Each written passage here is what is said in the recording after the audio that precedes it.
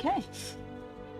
Welcome everybody to Dirty_20. I'm Sam, and we are playing Dungeons and Dragons. We're playing Tyranny of Dragons today, and continuing our adventure here. It's been a fun and wild ride so far. I'm very excited for this session. Just a couple brief housekeeping things. Juliana, who has played as Eunice for this campaign, has decided that she needs to bow out of the campaign for the time being. Got a lot of stuff going on in her life that takes priority, so we're definitely going to support her with that decision, and she's always welcome back anytime. I've made that very well known. It's actually pretty cool because she is DMing, preparing to DM her own campaign, which is very exciting. And she did DM one shot on this channel called The Silvery Tower. So if you haven't watched it, I fully recommend you do. It was great fun, and I got to be a player, which was a good time too. All right, and for today, I am, instead of our usual players give the recap, I am going to give a bit of a recap of the whole campaign thus far. So I'm going to be talking a lot, and you're, I guess, just going to have to get used to it. So I'm going to give a brief recap of the whole campaign and just set the scene of where we stand right now, and then we will get into the game with our lovely players. So, in Tyranny of Dragons, dangerous bandits allied with fearsome dragons and raided several villages along the Sword Coast. Leaders of the realm grew very nervous from these attacks, and one such leader, Anthar from the Order of the Gauntlet, hired our heroes to escort him to the fortified town of Daggerford. Once they arrived, the town was quickly besieged by Rezmir, a malevolent paladin donning a mysterious dragon mask and a mighty blue dragon. Rezmir proposed a duel with our heroes in exchange for prisoners. It was at this time that our hero Nex made the terrible realization that one of those prisoners was her brother Leosin. Another one of our adventurers, Sylvia, stepped up and she spat in the face of Rezmir's warrior. In the ensuing battle, she was slain, but somehow lives through a pact of power made in her last moments. The party then picked themselves up and pursued the bandits to their camp on a daring rescue mission for Leosin.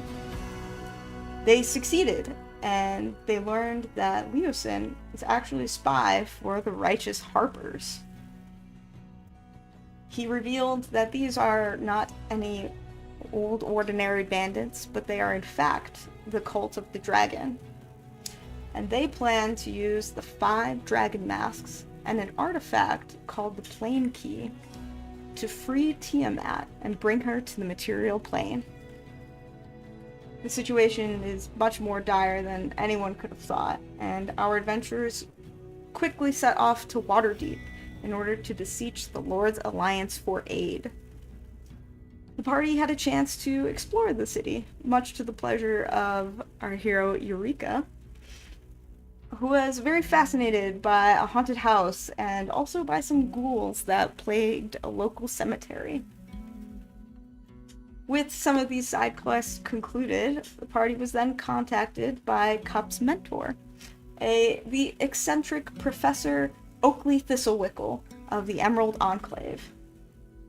Thistlewickle and Leosin brought the party to this magnificent viewing point across from the Palace of Waterdeep, where members of the Lord's Alliance paraded into the city. Now, our heroes will have an audience with the Lord's Alliance. With the meeting only an hour away, our hero Kyrell normally reserved ships with anticipation. At this, Leosin turns to you all in front of the Palace of Waterdeep. He says, "Remember, the goal is to convince the Lord's Alliance to help us fight this evil. Tiamat coming to the material plane threatens us all."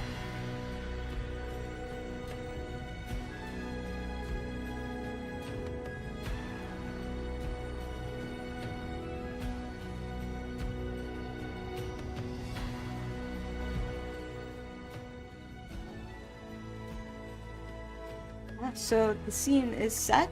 You guys have about an hour before you are expected to meet with members of the Lord's Alliance. The people who are with you and your party right now are Leosin, Nex's brother, Professor Oakley Thistlewickle of the Emerald Enclave, and then also Spymaster Eastaval of the Harpers, who is basically Leosin's boss. So if you have any questions or any preparations you'd like to do, please, now is the time to do it.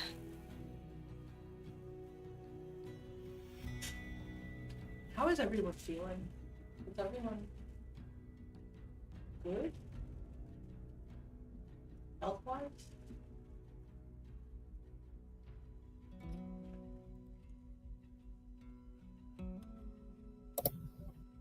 Sorry, maybe it might just be my audio because it's been cutting out a little bit, but I could not understand what you said.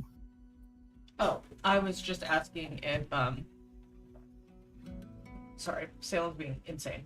I was asking if anyone needs healing or anything, or how we're all, like, I don't remember where we were at the end of the ghouls. I think, didn't that happen at night, so long rest, and then we came to the raid or whatever? Mm-hmm. Okay. Yeah, so you long rested in between them. So you're full stack.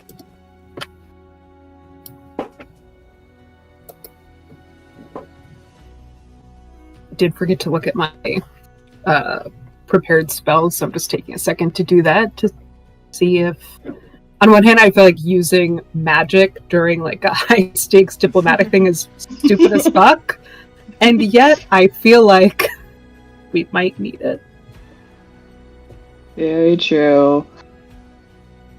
Okay, I'm at least going to take Detect Magic.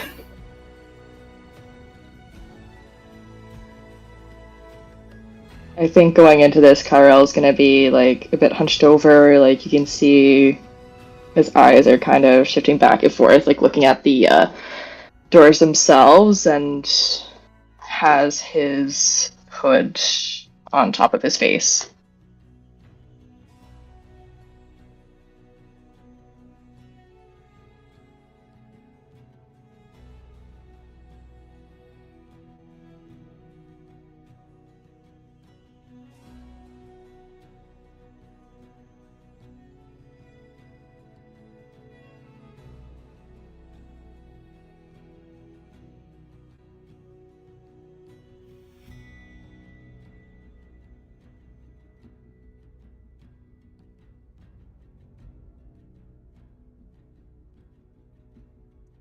So Isaval will chime in and just kind of like lean back in a chair as you guys are just sitting on like this rooftop overlooking the Palace of Waterdeep in front of you.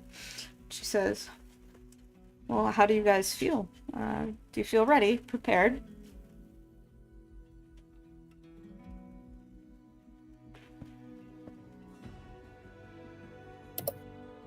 No, but I don't think there's anything that could prepare me to stand in front of, 10 of the most powerful people in the region. Yeah, it can be quite intimidating. And there are definitely some interesting characters on the Lord's Alliance. But I've heard you face down this cult leader of sorts in Daggerford, and even a blue dragon there. And if you can face that, I believe that you'll do just fine. one thing I think next we'll do, and maybe not now, like, since it lasts for 10 minutes, probably like closer to when we go in, I'm gonna ritual cast Detect Magic just so that I like have it up as we sort of like walk into whatever room we're about to enter. Okay, yeah, good to know.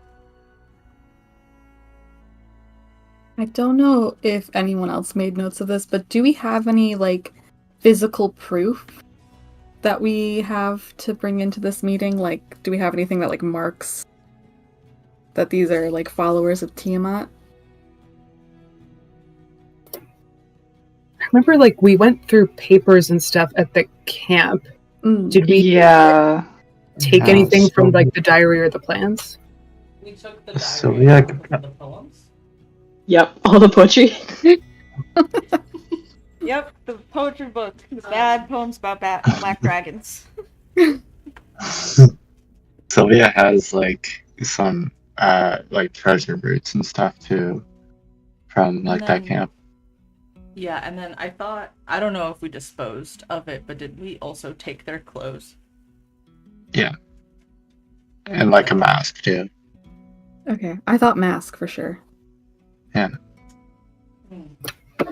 Yes. Also, And I will say, the mask that you guys have is not like the ornate dragon mask that Resmir was wearing. It was more of like a mock-up, just like a symbol for one of the captains to wear, but it's very much inspired by that artifact. And Sam, you said that one of the NPCs that we were introduced to was a paladin, right? Yes. Am I remembering that correctly? Yeah, I could just briefly go over the characters that you'll be meeting if you find that helpful. I was just sort of thinking like a paladin type character, like they might have Zone of Truth, so we can tell them like, you know, if they have like magic to cast on us to like, you know that we're not just bullshitting them. Could be helpful. Yeah. But I know that might be a long shot. Yeah. We also have... Sorry. No, it's okay. I believe the paladin you're speaking of is Remy Ravengard from Baldur's Gate. He's a representative of the Lord's Alliance. Came to power in Baldur's Gate on the promise of rooting out corruption. And is a paladin of tier.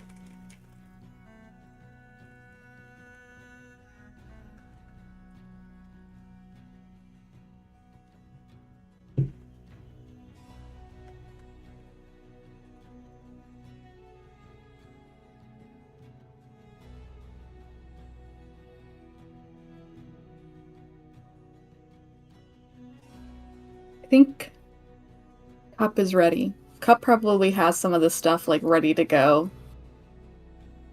Just in case they don't believe them. She's ready.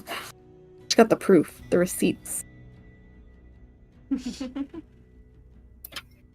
Yeah, I think Nex is stealing herself, kind of murmuring incantations to get this detect magic up, and is just taking solace in the fact that her older brother is here, and if worse comes to worse, she can hide behind him and make him do all the talking.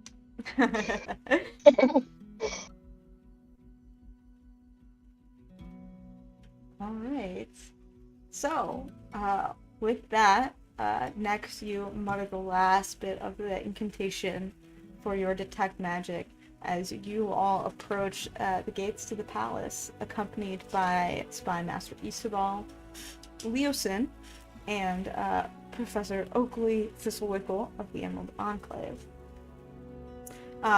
Spy Master Isabel hands a document to one of the guards, who nods curtly and opens the gates to usher you all in.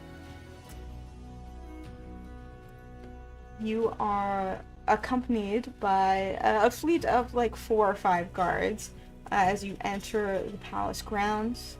Upon entering the palace itself, a stout dwarven woman sits behind a large desk, looks up from her spectacles, just barely to regard you all. Goes, "Weapons, please."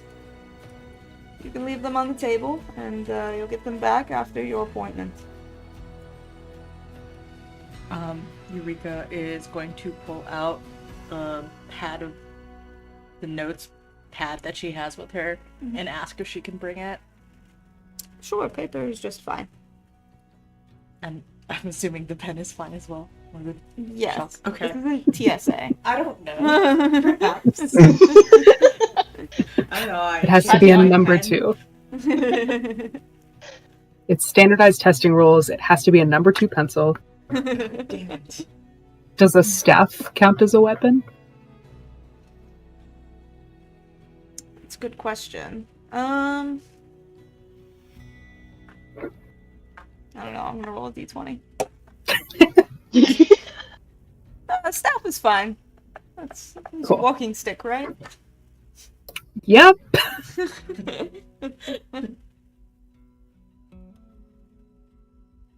I think Cup is going to hand over their longbow, but is going to try and hide their sickle. Okay. And sneak that in. Make a sleight of hand check, please.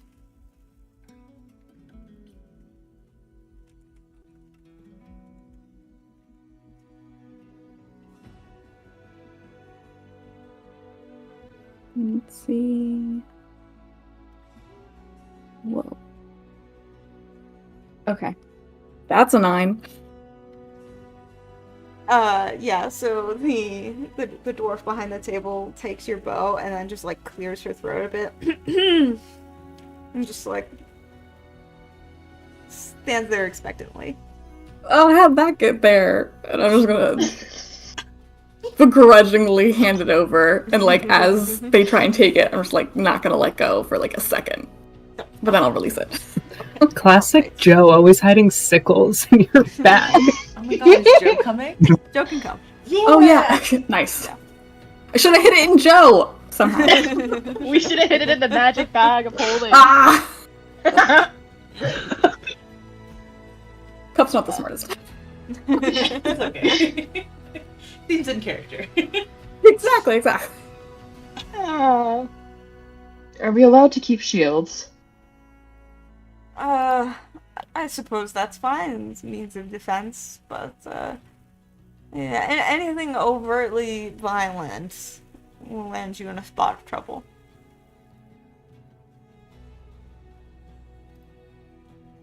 Except Kyle it is will gonna just give like her their weapons.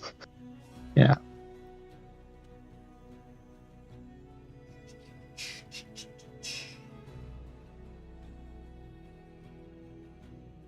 Alright. And with that, all your weapons, or at least things that are obviously considered weapons, lay before you. You are then ushered behind. East of all into this grand hall, where you see all of the Lord's Alliance seated at a very long table.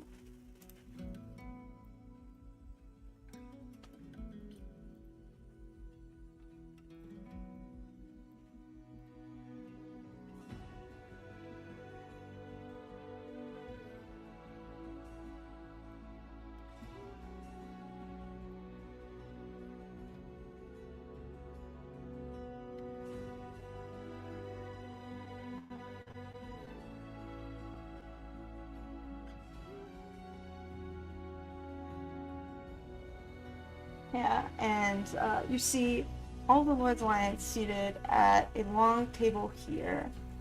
And first person, you see Councilman Taryn Hornblade of Neverwinter, seated at the far left of the table. And he is a simple merchant representing the democracy of Neverwinter. Seated across from him is King Older Wrong Anvil. He is the leader of the Dwarven Stronghold of the North.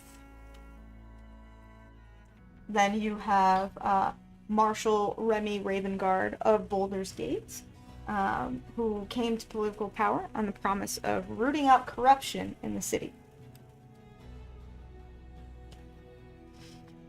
Then you have several figures seated together. Representing Silvery Moon, you have King Melendrock, who's a stern, older elf with this crown of just beautiful antlers resting upon his head. And on his right-hand side is his son, Prince Aligarthus, who is a just dashing young half-elf. And he leans back a little bit more casually than the others, with a quirky smile on his face. And on the other side, flanking King Melendrock, is Advisor Chutha, who is a bit more of a studious presence next to the king. At the very head of the table, you see Lady Laurel Silverhand. She is a beautiful woman dressed in purple and gold and wielding an onyx staff. That is your gracious host, the Lord of Waterdeep herself. And it appears as you come in that there is already a conversation happening. You see Antharf Room, the person you escorted in Daggerford, is standing in front of this table.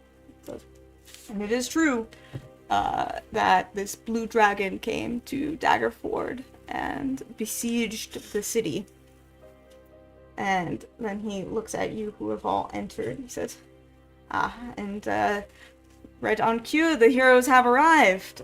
They fought valiantly in Daggerford to free it from these bandits who I propose are cultists, but we'll get to that in a moment. And you see at the head of the table, Lady Silverhand leans forward and presses her fingers together. She says, "So, you are the witnesses here to testify about the attack at Daggerford. Please, what have you to say?" We also tracked the attackers back to their camp and have found out a lot of information. How much do you know already?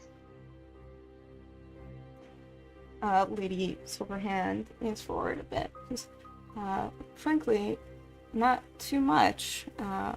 We were waiting for your testimonials, so please indulge us. Real quick, did I get any pings on my detect magic as we walk in? Yeah, it's going bonkers. It's off the wall. You see, definitely, Lady Silverhand has almost every finger on her hand has beautiful rings that are magical. The staff that she is holding is enchanted. Let's see, what else would be noticeable? Ravengard has a long sword strapped to her belt that is enchanted. And the cloak on her back you recognize as a cloak of billowing. It just constantly billows. Fuck you, no To it look doesn't. yeah, it does, to look very knightly. King Melendrock has a few rings and a talisman around his neck that is enchanted.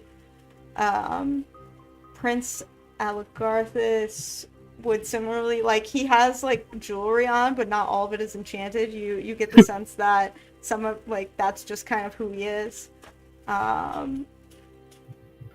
Magical items from other folks, not likely actually, but those are kind of the main people that have come really decked out.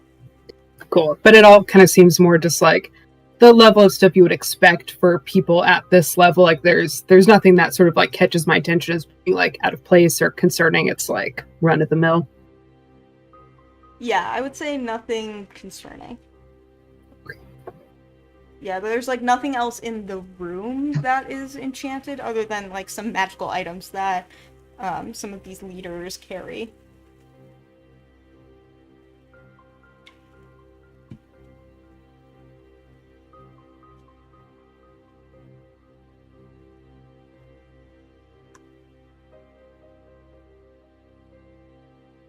Okay, so Sylvia is just gonna speak up, and like noticing that her friends are like kind of like scoping things out and detecting magic and kind of like feeling out the room.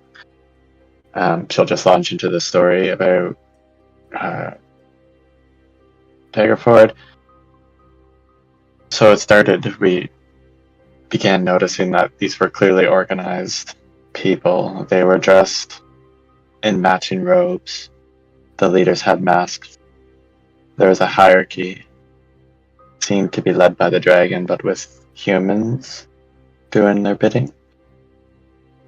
We followed them back to their camp and found evidence of a larger plan.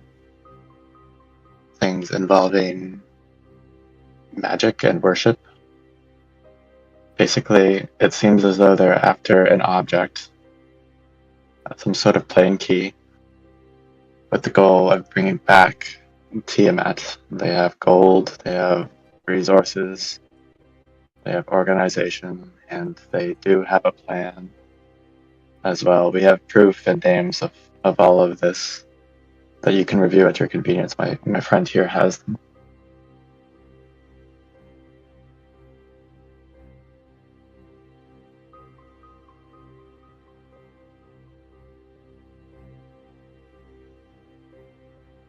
She turns to the rest of the group. Is there anything I've forgotten? Anything important that these people should know? Eureka is shifting through her notes, and this is me in real life as well. I am shifting through my notes, and Eureka's like, that scary lady that you think is hot, and she says it like without thinking, but she's like still looking through her notes, and she's like, that really scary lady that you think is really hot. I don't have her name. That we think is hot, Eureka. Yes. Resmir? Resmir.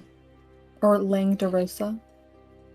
Resmir was the had a character, the mommy.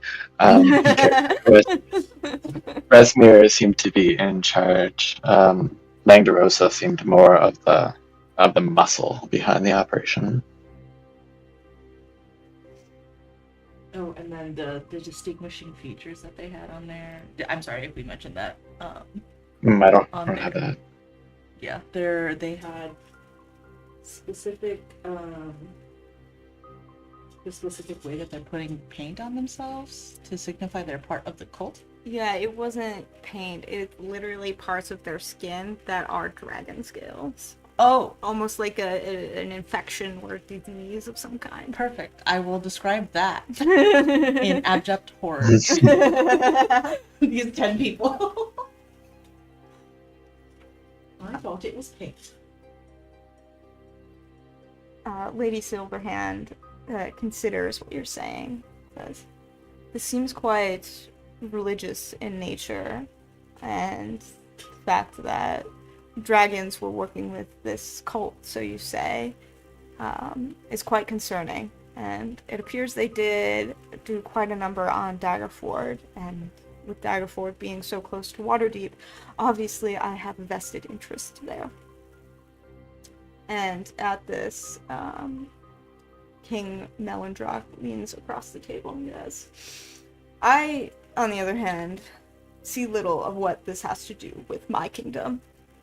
Religious fanatics come and go every century. The Elven Kingdom of Silver and Moon does not seem to be concerned with this matter, as you've presented it. Noted.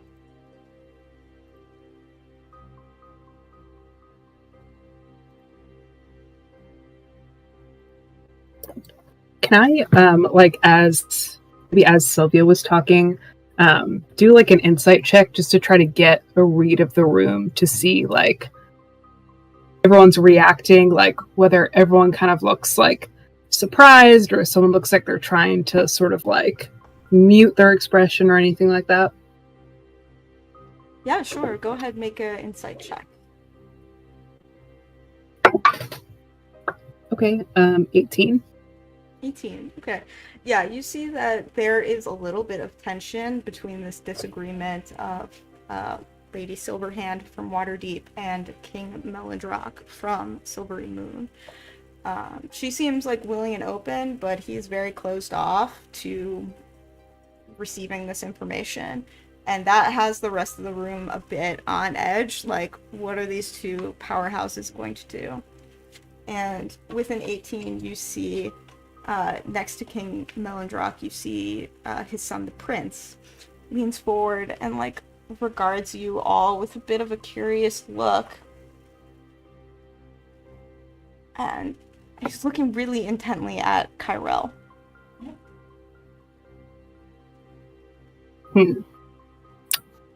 Like next we'll sort of give Kyrell kind of like a side eye, and then like sort of look back over at the prince to see if like they notice that that's happening.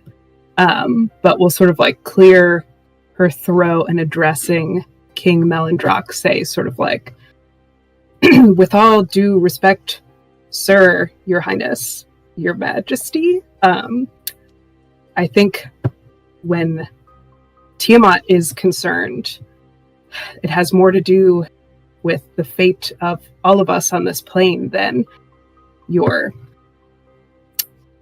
smaller political concerns. And then we'll sort of like shuffle back behind Leo.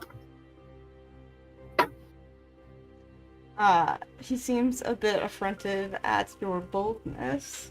He says, "Those are some bold claims, considering I can't see all of your faces. Pull back your hoods, please." We were all wearing hoods?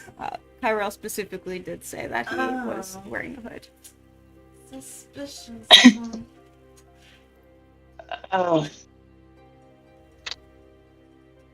Is that really necessary? You see the young prince at the table puts his hand down on the table. "I knew it. Father, I trust Kyrell. We should take this seriously." Oh shit. Nice. And King Melindrock. Kyrell lets out a sigh. Under her breath, next like, what the fuck?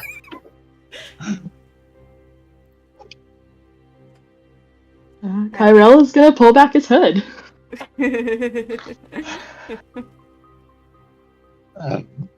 Sylvia's gonna do a little prestidigitation to kind of give Kyrell a bit of a sparkle, make him look a little bit less, look a little bit less like hiding.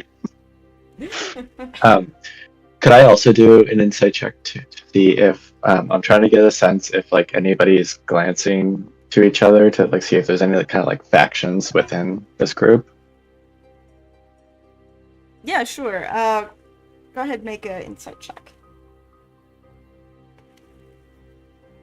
16. Okay.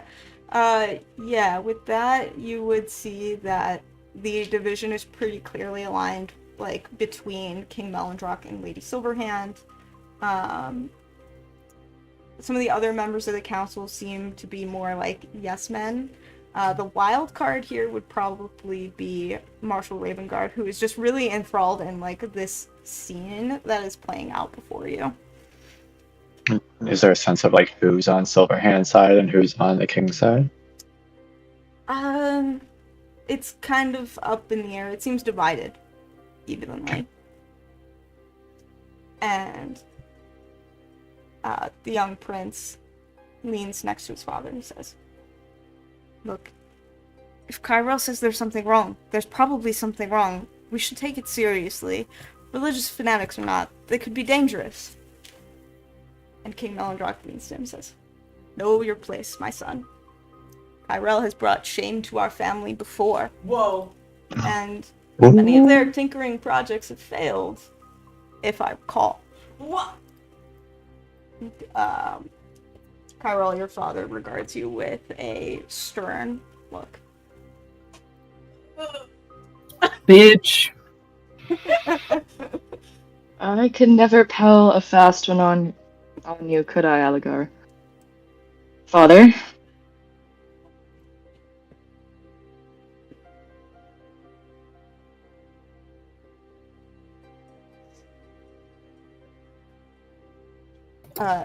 You see... What is everyone else's reaction at the table? Like, Yeah. Does everyone else seem as fucked up as we are? Yeah, there is definitely a pause that is felt throughout the room, and you see Advisor Chutha just kind of like puts a comforting hand on Prince Aligarthus's shoulder, and from across the table, you see Remy Ravengard just stand up and say, "Well, I hate to interrupt this family drama, but it does seem like there's substance to what they're saying. I mean, Daggerford was attacked, no doubt."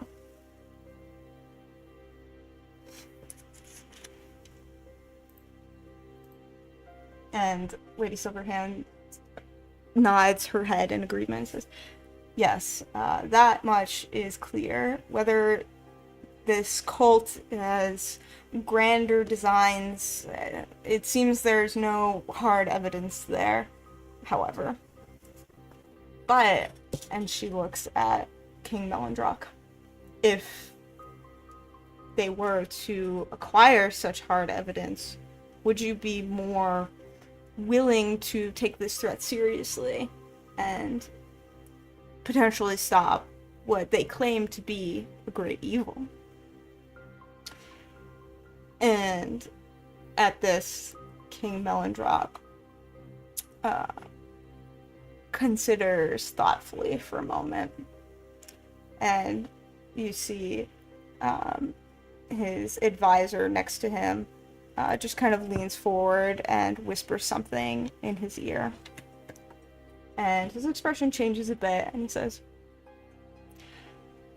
"If we were to be provided with hard evidence, perhaps an artifact of what this cult may use in the ritual, that would be sufficient to establish their threat, I suppose."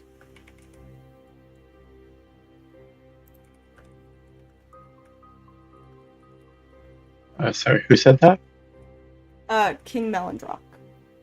Thanks.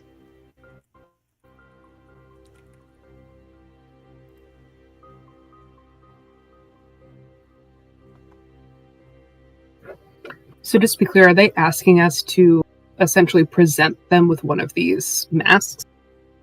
Yeah, that's what they're asking for.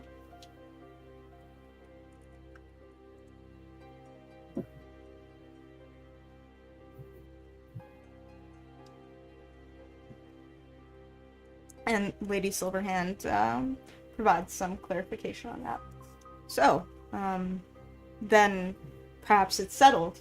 If these adventurers are able to recover the dragon mask worn by the attacker at Daggerford,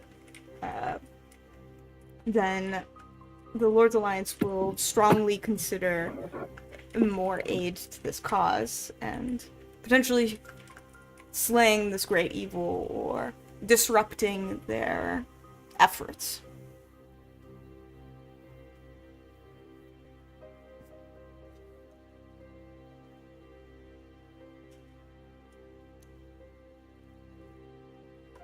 We're gonna need some spending money for this expedition.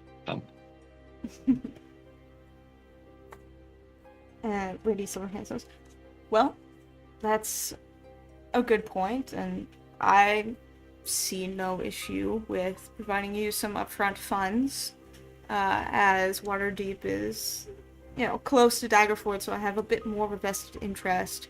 I don't mind personally funding your expedition." And King Melindrock says, "I, however, will not be providing any assistance until we are presented with some real evidence." Yeah, I wish you could understand. It could be a hear- lot for some people to afford. Tyrell just lets out like a choked out laugh. It's like, Yeah, even at that, Something why not? Prince Aligarthus, he chuckles a little bit and gives you a little wink. Oh, Divisions.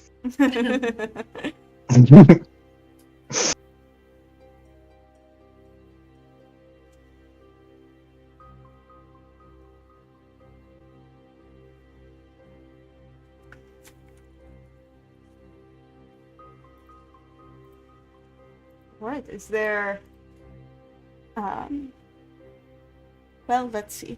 I believe I can front perhaps 500 gold for now, and 2,000 on your return, should you retrieve the black dragon mask from this purported Resmir.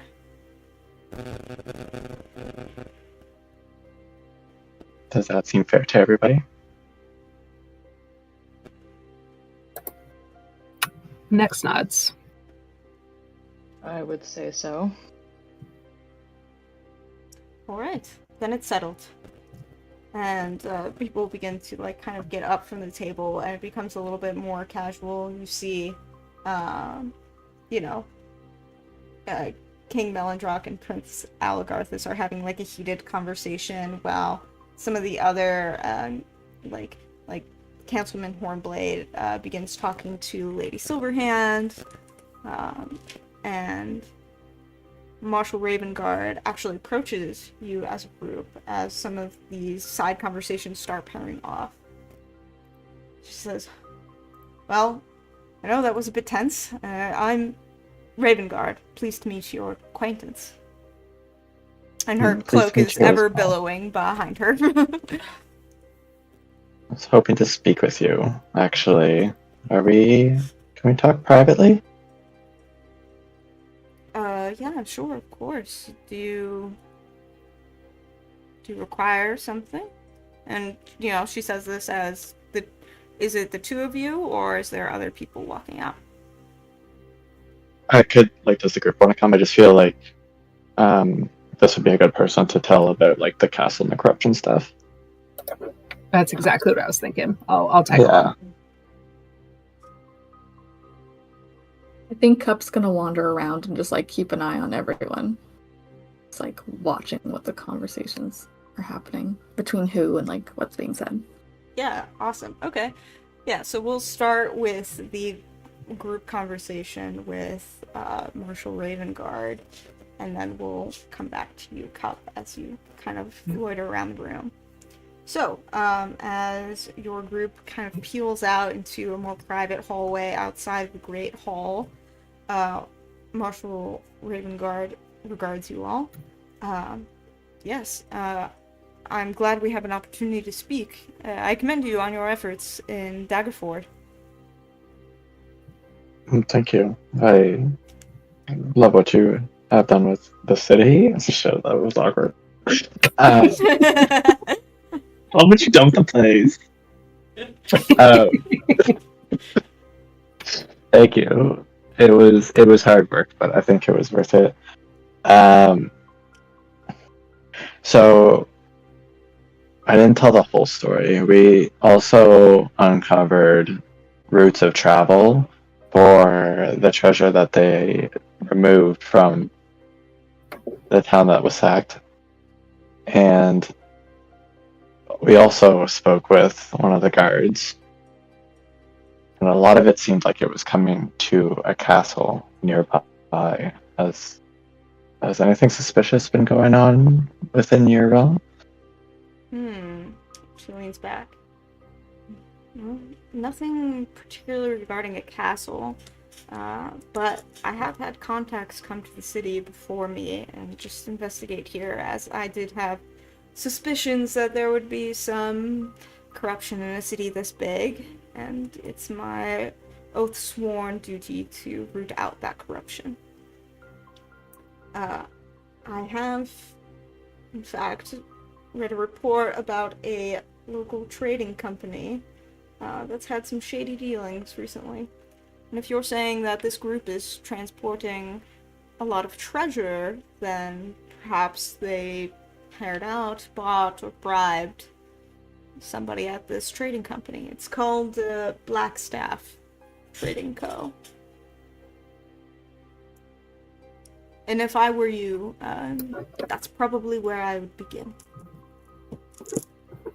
Can I do a history on Blackstaff to know, I guess if I just sort of know anything about its reputation in general, but specifically if I know whether there's any big names connected to it? Yeah, sure. Make a history check. Let's see. 16.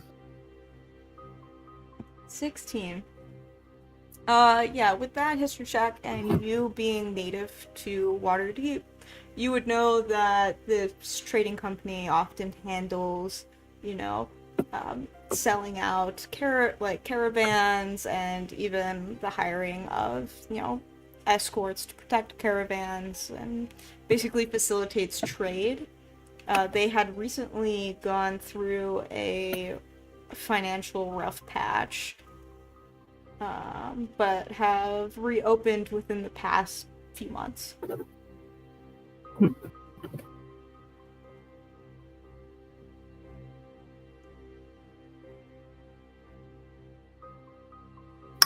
Okay. And how, do we have a sense of how long the Lord's Alliance will be staying in Waterdeep? Yeah, Ravenguard can kind of answer that question and be like, well, I plan to stay here until we get this whole thing sorted out personally. I believe the others are on hand as well. It's honestly quite strange that King Melondrock is here at all, so I imagine if he's come this far, and he and his advisor and his son will be around. We are all staying here at the palace, however. It provides the most security. I'm sure you understand. And then to clarify. Yeah, next. Sorry, go for it next. No, you go for it. Okay. So just as a clarifying, all the Lord's Alliance congregated because of the request Leoset made? Yes. Only because of that. Mm-hmm. Yeah, and then there were attacks at other villages that were smaller scale than Daggerford. So.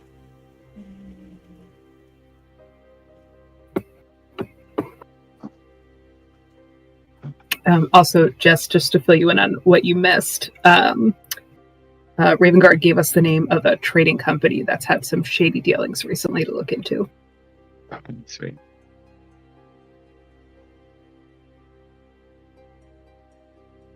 I don't know that I have any more specific questions for them. I'm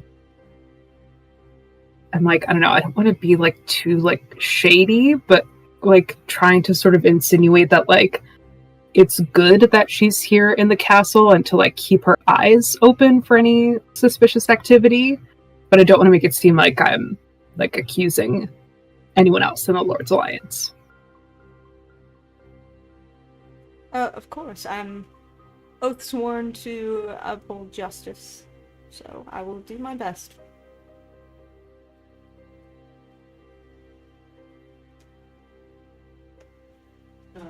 Before we part ways, Eureka is going to just straight up ask Ravenguard where she got her coat, because she just looks so prestigious, and so it's something. And I'm assuming that Dex hasn't communicated, hey, by the way, the cloak that Marshal Ravenguard has a billow effect on it. You see that, the cloak is just always billowing. Yeah. Even if there's no breeze. I definitely, as we walked in, pointed out to everyone, was that's so sick. Where did you get that?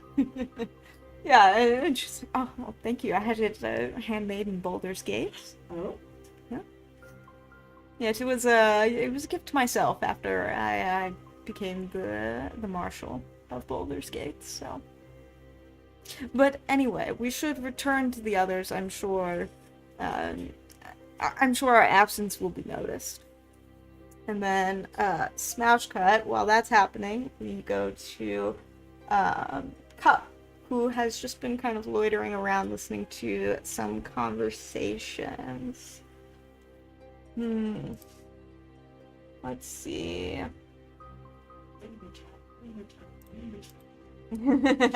Yeah, rumor time. Yeah. Cup.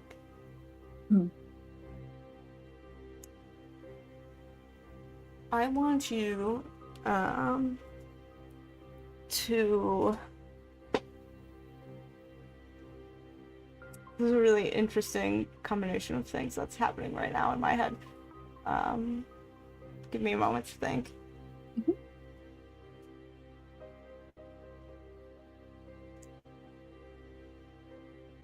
I imagine while this is happening, Joe is just like, if there's like a punch bowl, Joe's just like straight up drinking from the punch bowl. There's And definitely Cup's a just punch like, bowl. let it happen. Yeah. Cup, as you're just kind of sitting there by yourself for a little bit, I'd like you to make a wisdom saving throw. Oh god. Okay. That's 11. It's 11. Mhm. You feel just like ringing in your ears, and it just like gets louder and louder, and it's like almost painful, and you kind of put your hands up to your ears, and it clouds your thoughts for a while. Ooh. And you recall, as a ranger, your favorite enemy, the thing you hate the most, are dragons. Oh. And you get the sense that someone here is fucking lying. Ooh. Do I have any indication like where this feel like, is it directed towards anyone, or is this just like a general? No, it's just this like general like pain that you're feeling in your head from your just magical connection with this.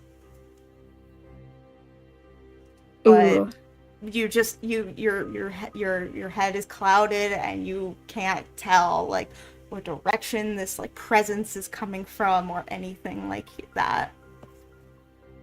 Okay. I think Cup is probably gonna make their way to the group very casually.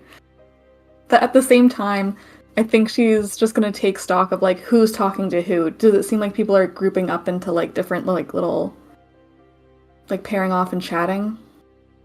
Yeah, sure. So you see King Melondrock and Lady Silverhand are notably not speaking, Okay. as they've kind of had this tense disagreement.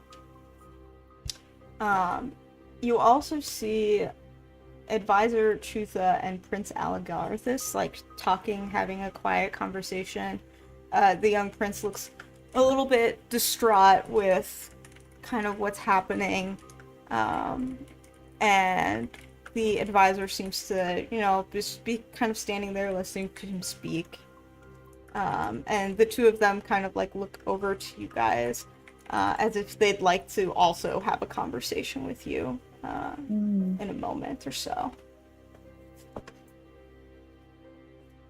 Okay. King Melondrock at this point just leaves the room as soon as you all enter.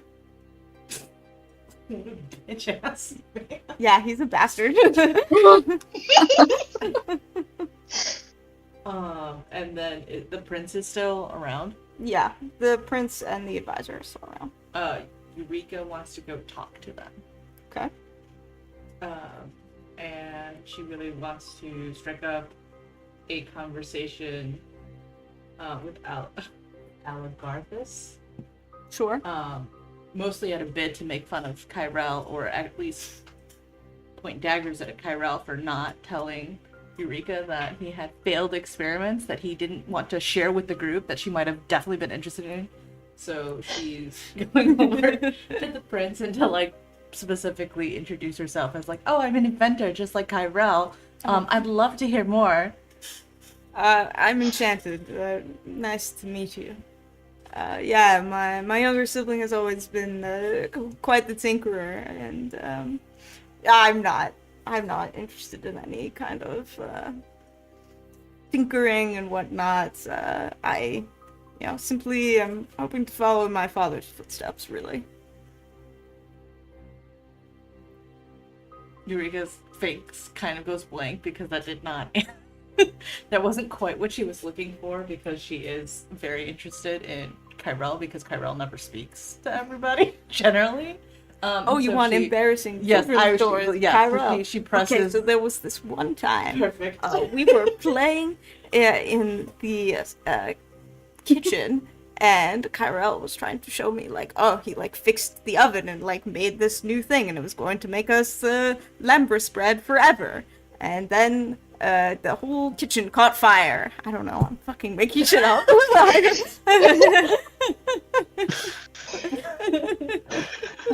I think Tyrell is very much trying to like sneak away and not like having to talk to the family. Is like, oh shit, they found out. It's like, slowly just kind of like, do I talk to them? Do I not talk to them? It's like, I'd like to talk to them, but at the same time, it's like kind of that internal battle of like, shit, they found me, and it's like wanting to like quickly leave the building.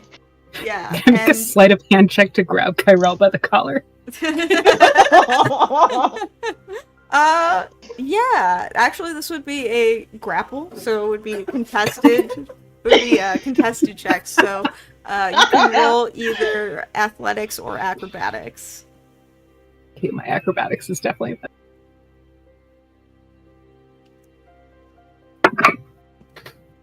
Okay, not great. 13.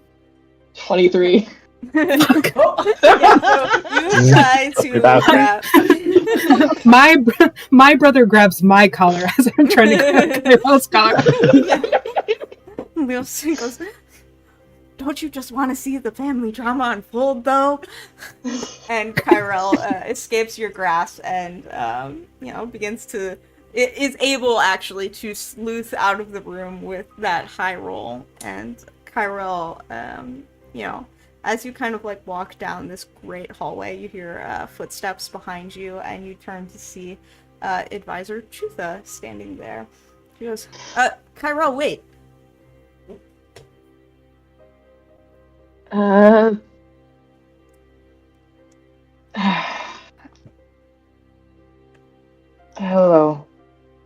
It's like nervous shuffling of feet, like Kyrell is just like, I guess I didn't quite make the escape I wanted to from the room. Yeah, I'm sorry that was awkward. But it seems like you've been up to some interesting things the past year. Quite so, after I left. Father seems to always be the same, and you know how he is. I do. I've been his advisor for quite some time. Do you have any leads on what steps are next?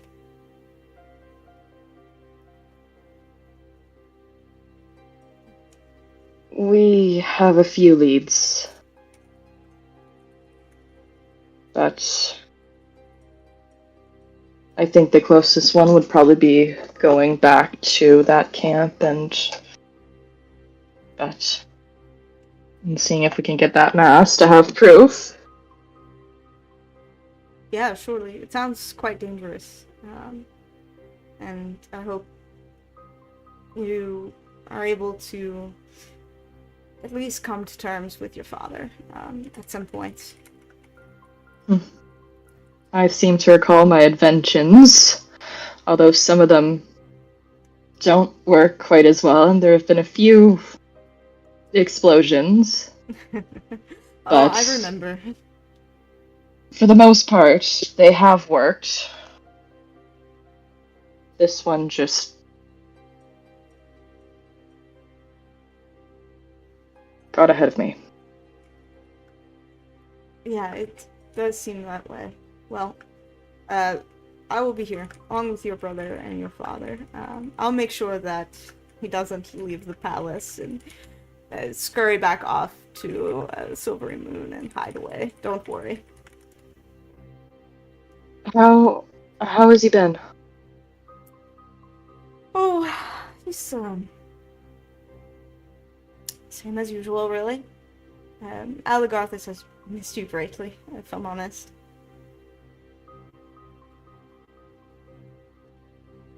I've missed you all as well, and I wish it would have been on parting on such terms, but Father wouldn't let me leave, and I couldn't just stand back after what had happened and do nothing.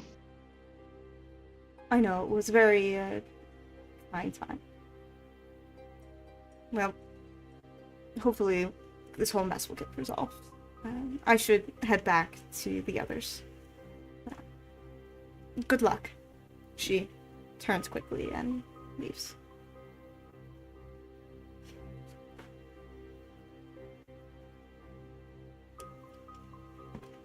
I think Kyrell is just gonna lean against the wall and is just gonna slide down and is just gonna put his hands on his knees. Alright. Alone in the great halls of the Palace Waterdeep. So, what are the rest of you doing? I think I would go to check on Cup, and just sort of like, and this is also maybe like an out of character clarification, is what's happening like a sort of like ranger sense type thing, or does it seem like there's some kind of like magical effect? Yeah, it's a ranger sense thing. Okay, cool. Can I make one more insight check just to like try and catch anyone who's like giving Cup like the side eye, or just like get any sense of like who's being a shady bitch? Yeah, sure. Go ahead, make an insight check.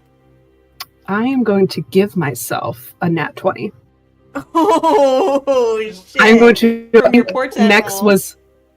Nex has absolutely been dreaming about this for like days leading up to it, and I think definitely had a like stress dream of something going horribly wrong the night before, and is going to try and like tap into that just sort of like fight or flight instinct to try and like get a read on the room.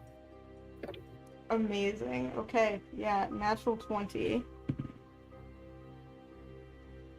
Okay. Yeah, with your insight, just like what your intuition is telling you, the way Cup is like holding her head and is having just like a pounding headache. Cup doesn't even have to tell you about like what she senses. You kind of pick up on it that like something is wrong. Like someone here is maybe not who they say they are. And as you like scan each face, each person in the room, it just, even with the natural 20, which you rolled, which you used your portent roll for, you don't have enough information to know who.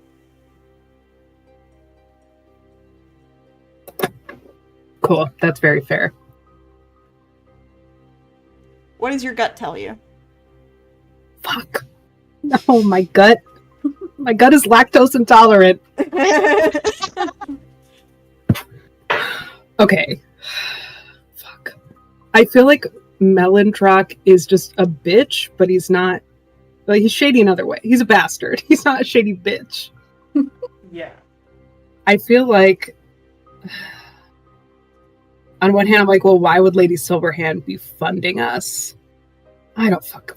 I hate all of them. I don't know. I think the unknowns to me feel like Isteval, Froome, Hornblade, and Ron Anvil are the ones that like I haven't really gotten a read on. I think I maybe seeing advisor Chutha go into the next room and not really knowing like what her relationship is either to Kyrell or the royal family. She's maybe also on my shit list right now. I am also just imagining how funny it would be if Clue Style was like, Oakley Thistlewickle. The goofy gnome is the evil one. Very real possibility. Yeah. Yeah, I think Nex is just trying to, is just feeling, overwhelmed by all of this. And is trying to, keep her mind sharp. But is, not able to, sift through all of this sort of, anxiety and the feeling of, being in over her head. Gotcha. All right. Can I ask a clarifying question? Yeah, of course. When you said someone's lying, does that mean, I know someone's a dragon, or, I think someone's lying about knowing something about dragons? Between your, ranger like feature of just like you have a favorite enemy that is dragons. Mhm. Sorry, my phone decided to ring. Yeah, as like clarifying to answer your question. I'm so sorry. Give me just a second. Like ringing in my headphones. Anyway, to answer your question, between your ranger sense of like your favorite enemy being dragons, and between like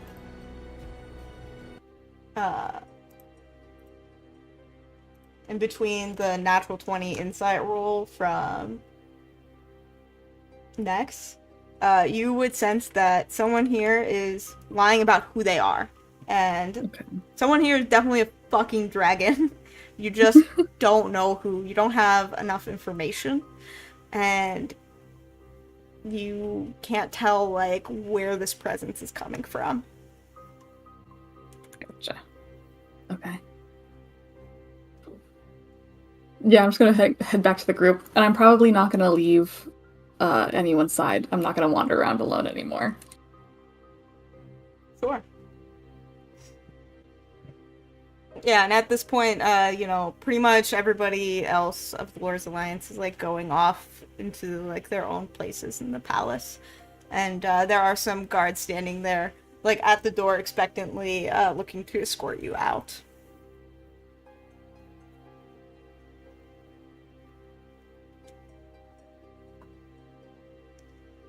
Has Kyrell come back yet, or is Kyrell still out in the hall? I think Kyrell's still out in the hall. Okay. Taking a little breather. Cup's gonna start panicking and be like, "Where's Kyrell? Have you guys seen Kyrell? We need to find Kyrell right now." Yeah, I think Nex could also use a breather and is just sort of like, oh, I tried to keep them in here, but slipped into the hallway.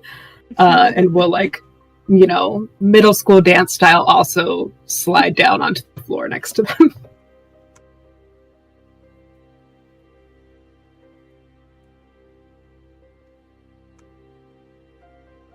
And I think we'll sort of just, like, tell the group, like, that I tried to kind of get a read on, like, everyone in the room, but that, you know, they just have it locked down. Couldn't really get a sense of anyone. And maybe tell Cup, too, like, what we heard from Marshal Ravengard. I think Cup's gonna wait to tell everyone what they felt until they're no longer in the palace. Sure. I think yeah. Cup's gonna kind of insist that we leave. Yeah, and Like, maybe we should retire. And Cup, as soon as you leave the palace grounds, like, your headache instantly goes away. You know, you're feeling a little bit much better. Your head is clearer.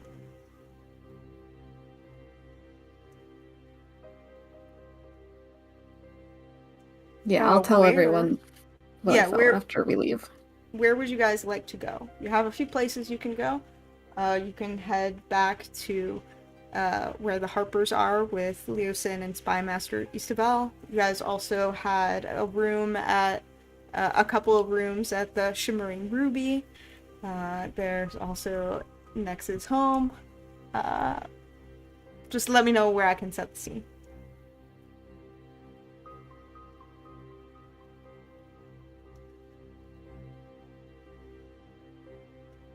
Do we have anything else that we want to ask the Harpers? Otherwise, Sylvia's going to be pressing for the super fancy inn.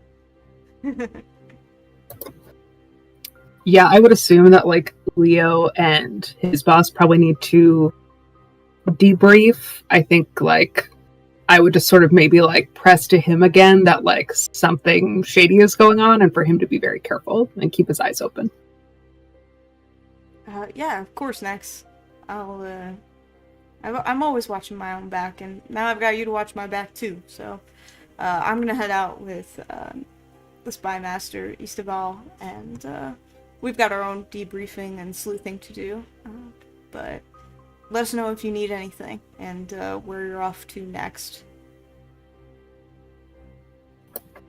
Will do. Gonna go see about a cow masseuse at a fancy hotel. What? time of day is it? It's midday. It's midday. Mhm. And the thought is to just kind of disperse. Mhm. Are you prepared to go to a toy store? Or no?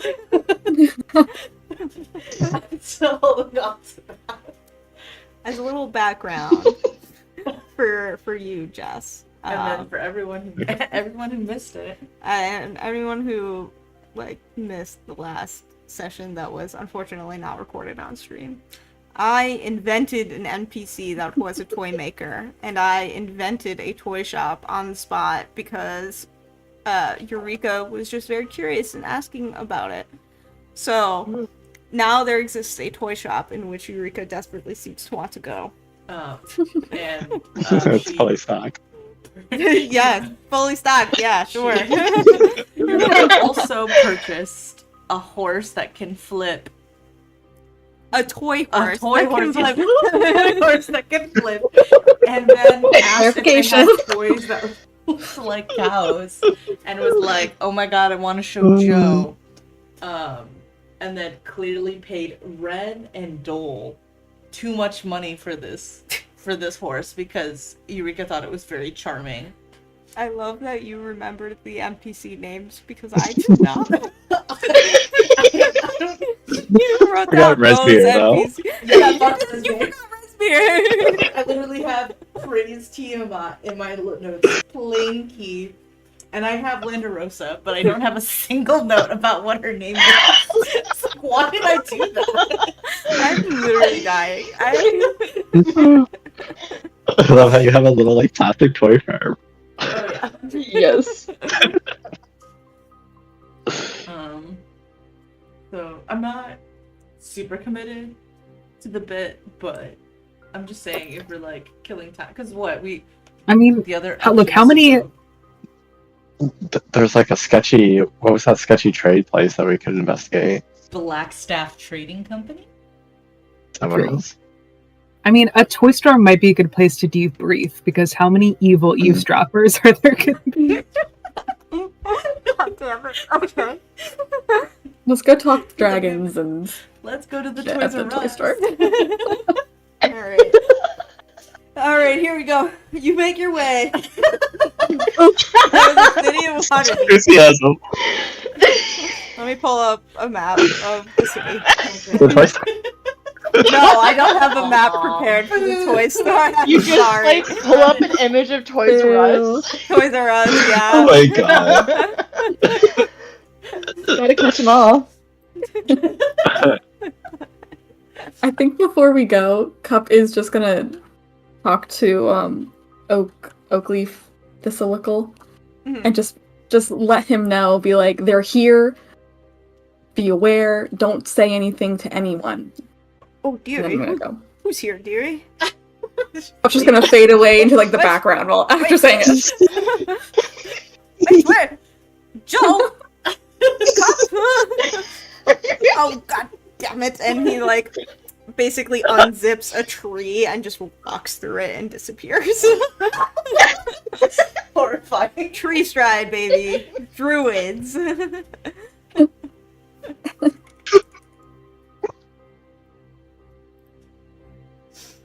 Alright. As you make your way into the trades ward to visit the toy shop of Dole and Ren. Let me just set the scene a little bit. We'll change up the music. The trades ward. Amidst the colorful stalls and lively chatter of merchants and shoppers stands an extraordinary sight. A towering statue of a drunken figure, frozen in a state of inebriated revelry. This remarkable construct captures the essence of merriment and joviality that permeates the trades ward. Shopping, eating, drinking, this is the place to be. And at the base of this giant construct of the drunkard is a small tinker's shop.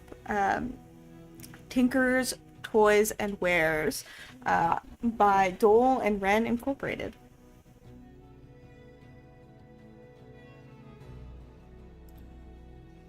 As you enter the toy shop, you are surrounded by trinkets and small, like, wooden figurines carved in many different shapes. There's a couple of wooden dolls sitting on shelves and ledges. At a center table, there's a collection, a whole zoo of animals, if you will, with little turnkeys on their backs, and some of them are, like, one is a horse that is rearing back, the other is a cow chewing on grass, a mechanical snake articulates between all of the other figurines in the shop. Now that you're here, what would you like to do? I think Nex is going to look to see if they have any Faerun Friends dolls, which I'm assuming is their version of American Girl, and I'm going to pick one up I'm going to pick out something for Juniper, Eunice's great-granddaughter, who sent me that sweet note at the beginning of our journey. Sure, yeah. You see there are, Faerun Friends. It's got a price tag, it is 3 copper. 3 copper? The steal, baby, I'm getting it. You said mechanical snake? Yes, I did say mechanical snake. You kind of pick up this toy, and it is, it's like polished silver almost, and it has 2 like blue eyes. They're not gemstones, it's just like these 2 like stones that are painted blue, and if you turn the turnkey on the back of this mechanical snake, it slithers a little bit and then like sticks its tongue like in and out.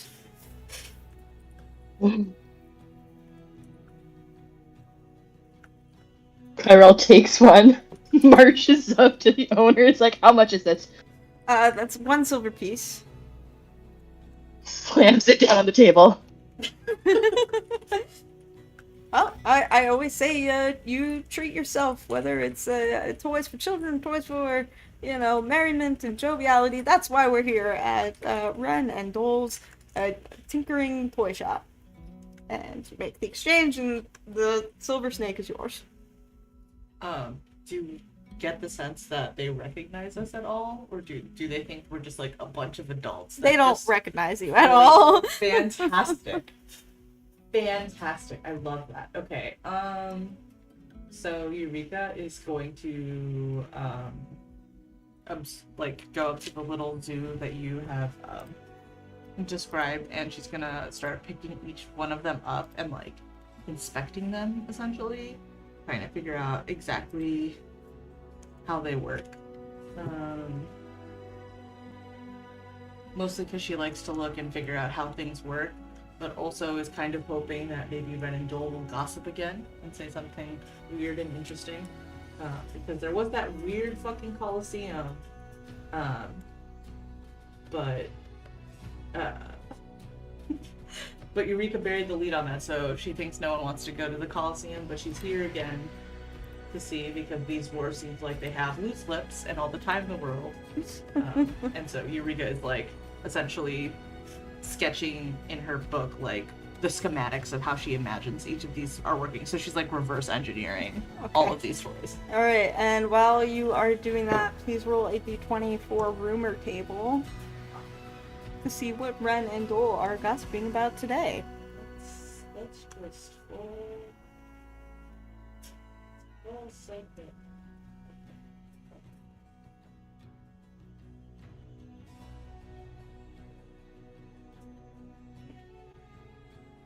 $14. 14. Okay, that actually couldn't be more perfect.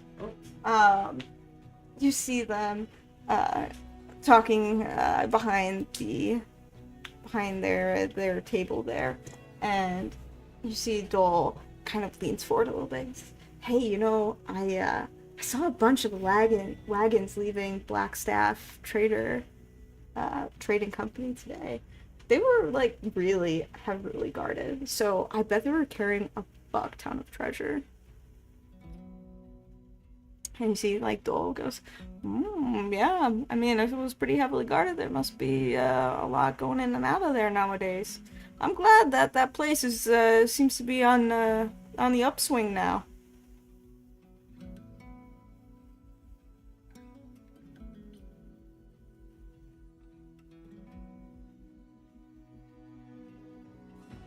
I guess that's Eureka Uh, is. Oh, go. I was just gonna, I mean, next we'll probably join you over at the counter to buy this doll. And we'll just sort of like casually ask if, like, it seems like they know the owner, like, you know, just trying to get more information about. It's like, oh, I heard they like went out of business. Like, you know what brought them back? Nah, no idea. I mean, like, there was always rumors, you know? I don't know, it seems like they had some big investors come in or something like that, or just like a promise of a lot of work or something. I don't know the owners personally, but I guess they're doing well for themselves nowadays. Who are the owners? I'm not familiar. I mean, I don't know the owners of the shop, but I mean, there's Enfan. He just like runs the desk there. I'll occasionally go in and get a caravan of shipments for raw materials for my tinkering stuff.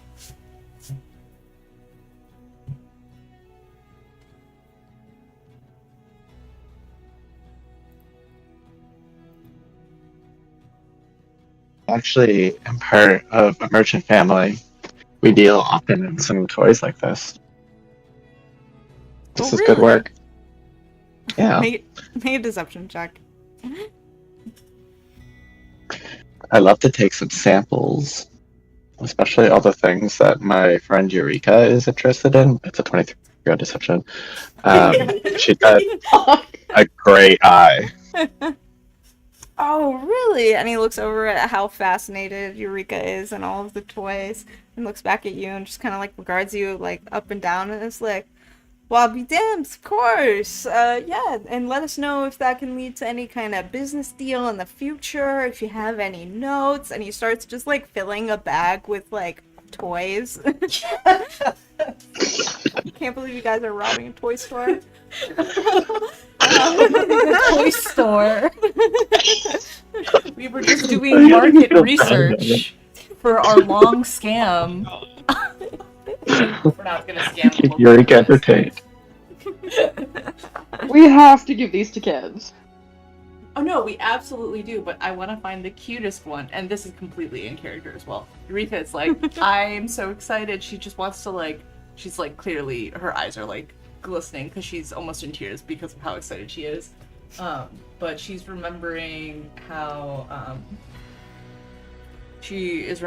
endeared she was to that fire crystal that she animated back at the other island with the dragons. Yeah, in a previous campaign. In a previous campaign. In a time long ago. And so she's excited to like go through all of these little trinkets essentially that seem like they are properly made and that they could like bend and move. And so she would be interested in infusing an item to kind of animate them a little bit so that they're like a little buddy. So Eureka is definitely having fun watching each of the little things kind of putz around. So she's trying to decide, is there perhaps a little mouse Yeah. kind of toy? What is the mouse toy doing? It is nibbling on a fake piece of cheese, like a wooden block that is made to look like Swiss cheese. And then Eureka's gonna look at this little mouse and what does she do? She's gonna infuse this non-magical item the next time there's a long rest. Okay, sure. Yes. Okay. Artificer stuff, dope. Okay, does anybody want anything else from the toy store we're robbing? We're not robbing the toy I How much- gave him my I did. 3 copper. You did 3 copper. How much It's money? it's for exposure. For exposure. Okay. Cup will buy a cow, but she will pay the full price. Okay, 3 copper. Okay. Alright. We'll say that ends your adventure at the Tinkering Toy Store. Is there anywhere else you guys would like to go to discuss anything further? I think Cup, while they're at the toy store, will tell everyone about the feeling she got and what she thinks it means and all that. And also will be like, don't trust anyone or anything. She sounds fully paranoid, but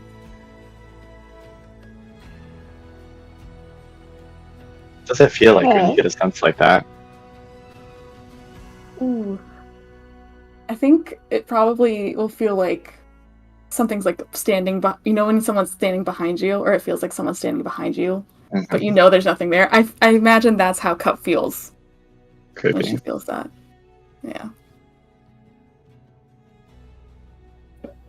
Next is like, first we find out that someone in our party is a fucking prince. Next we find out that there's just a straight up dragon hiding. Next you're gonna tell me what? That Joe is a legendary dragon slayer? It's too much. It would be totally unbelievable. I love D&D. on the prince thing, I think Cup's gonna turn to Kyrell and be like, great job pulling one over on those royals, making them believe that you're like their kid. That was great. Because she fully believes what Kyrell told her. Got it. Cup, I think we need to have a discussion in a more private area than a toy shop. Okay. Cup just is like fully delusional. It's like, no.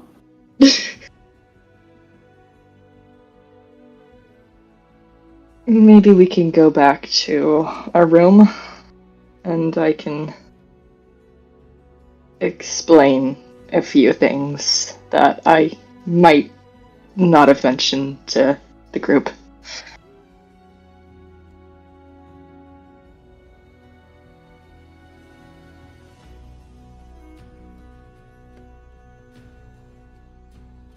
Right, and you guys make your way back to your rooms at the Shimmering Ruby.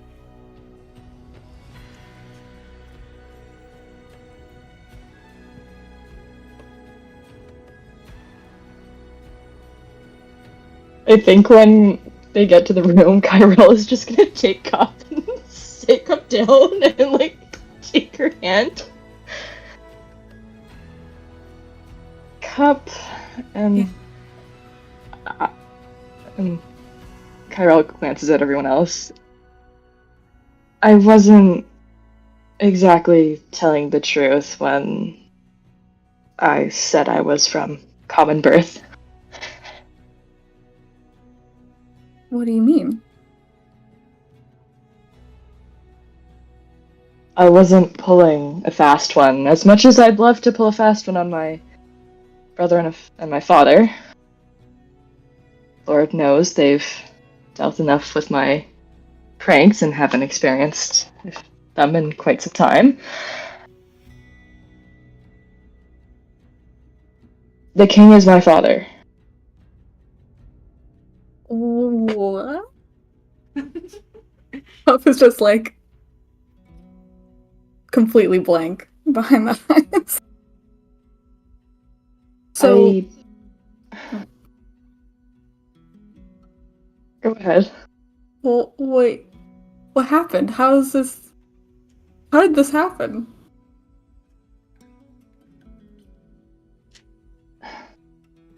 Well, I may have ran away from home when you found me wandering.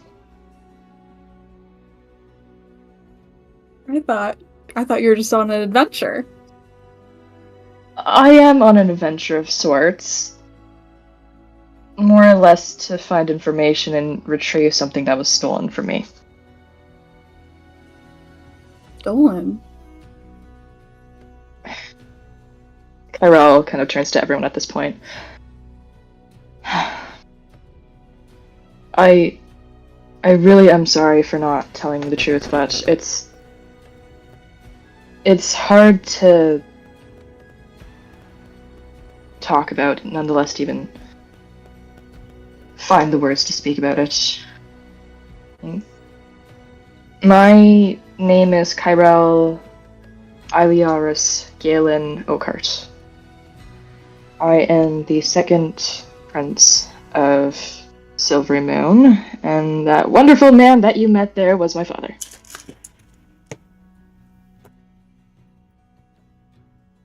The invention that they were talking about, the plane key, it's mine.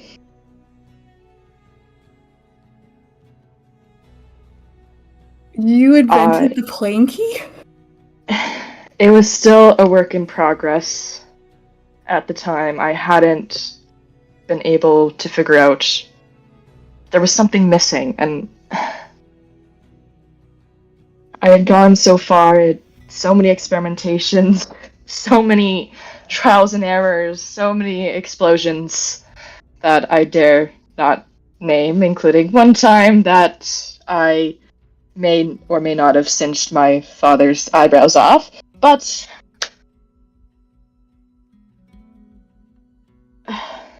I went too far. It wasn't meant for this, for what they are using it for. They have perverted my creation in a way that I can't even describe, has infuriated me to the point where I just want it back. But at this point, I don't care. Like, it was meant for a tool to bridge this realm with the Fey realm. And I'm trusting that you keep this in secret, because it was my father that I was building this for. Not to use to free dragons or for what this cult is using it for, but as a tool for knowledge, for alliances, to connect with the Fey realm, and so much untapped potential. But this invention drew quite a few eyes in itself, and it was kept secret. It was under... The only people who knew about it were in the palace. And even in Silvery Moon, we're quite isolated in terms of our kingdom, and it wasn't something that was even discussed with the common folk. And a group of heavily armed folks broke in, killed injured people. They made a mess of things. They stole my invention, and they took it. And that is what I've been trying to find.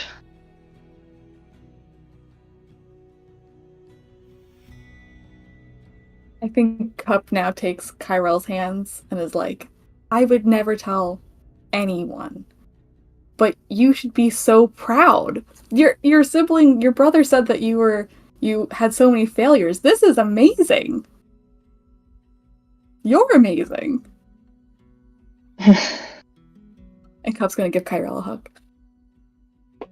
Aww. Kyrell stiffens up a little bit, then kind of leans into the hug a bit more.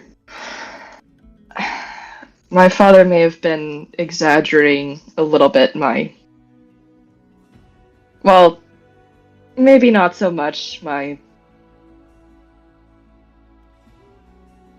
inventions and whatnot. True, there has been quite a few explosions and incidences, but he wasn't exactly I doubt he would have been pleased that I left. He stopped me from leaving in the first place.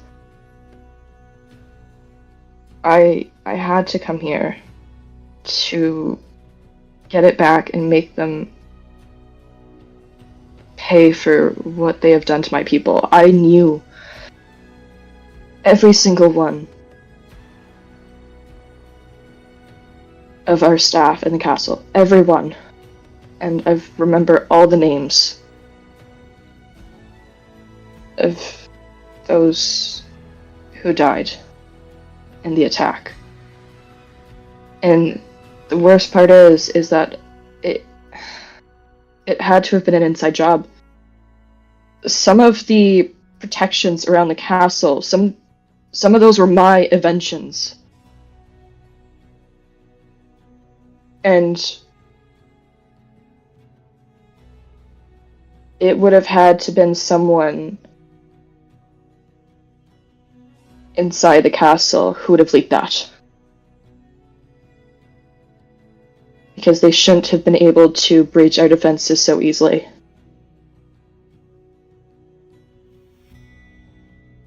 Do we think it was someone who came to this Lord's Alliance? From Hyrule Silver shakes his head. No. My father may be an arrogant man, but he wouldn't do this. Neither would my advisor, our advisor, or my brother. I trust them with my life. Now, the other members of the committee, I'm not too sure.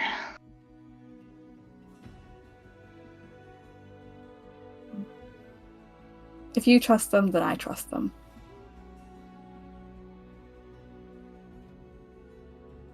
Thank you.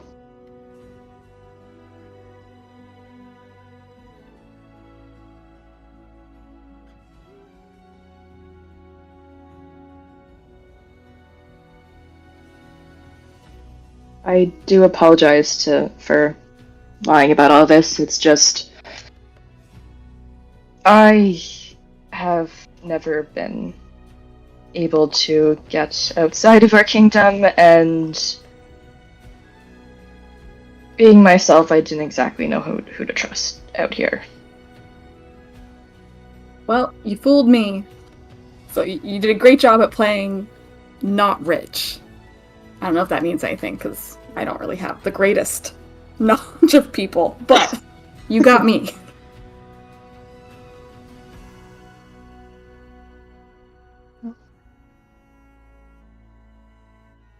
Yeah, Joe looks at you, Kyrell, and just goes, moo, and just like stamps her hooves a little bit, and just like gives you a bit of a cold shoulder. You get the sense she didn't like being deceived. Mm. Joe will come around. She holds grudges. Sorry, Joe. I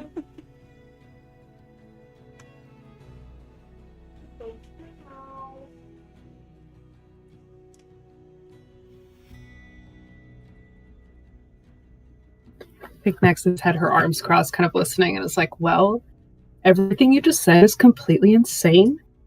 But thank you for telling us. And sort of says, like, you know, part of my druidic magic connects to the Feywild. I remember the first time that I sort of stumbled onto Fey magic in a dream. I was so entranced by the reflection of the moon in a Fey pond that I fell in and started drowning. And even though I woke up kind of gasping for breath, something about it, I couldn't stop pursuing it and still am. So I understand the draw to the Fey world, and I think you did something admirable.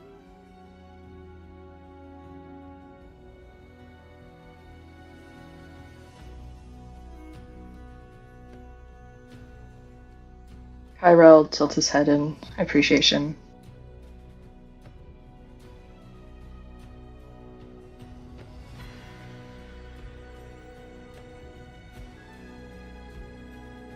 Does this mean we have to call you Your Highness or something now? Oh god, no. Please don't. Only when we're mad.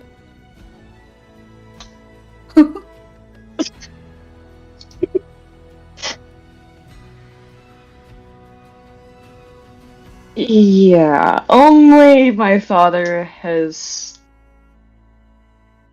used that, or my brother when he's joking, or Advisor Chutho when we were in trouble in the palace, which was quite often, to say the least.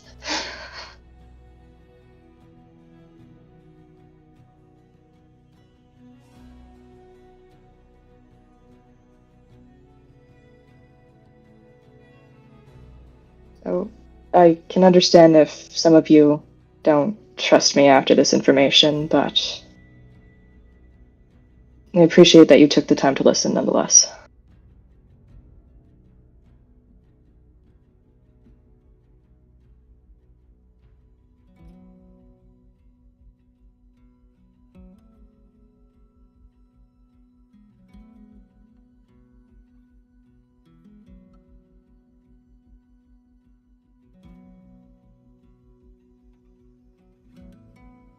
Alright, what an amazing bit of roleplay. You all can have an inspiration for that. That was great.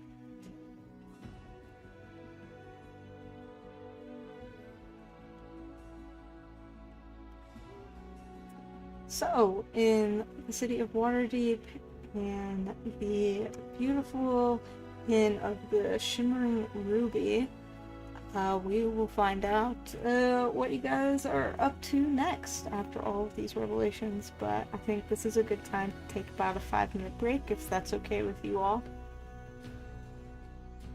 Sounds good. Yes. Good. Alright, cool. We'll be back in 5 minutes.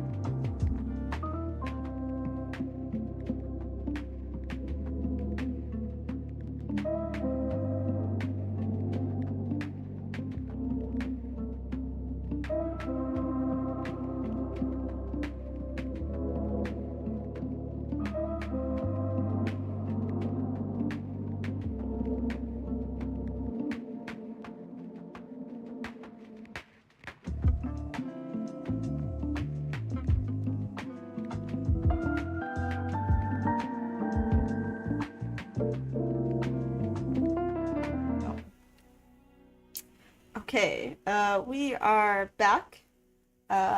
So just coming off the meeting with the Lord's Alliance, some revelations, some family drama, some more mysteries.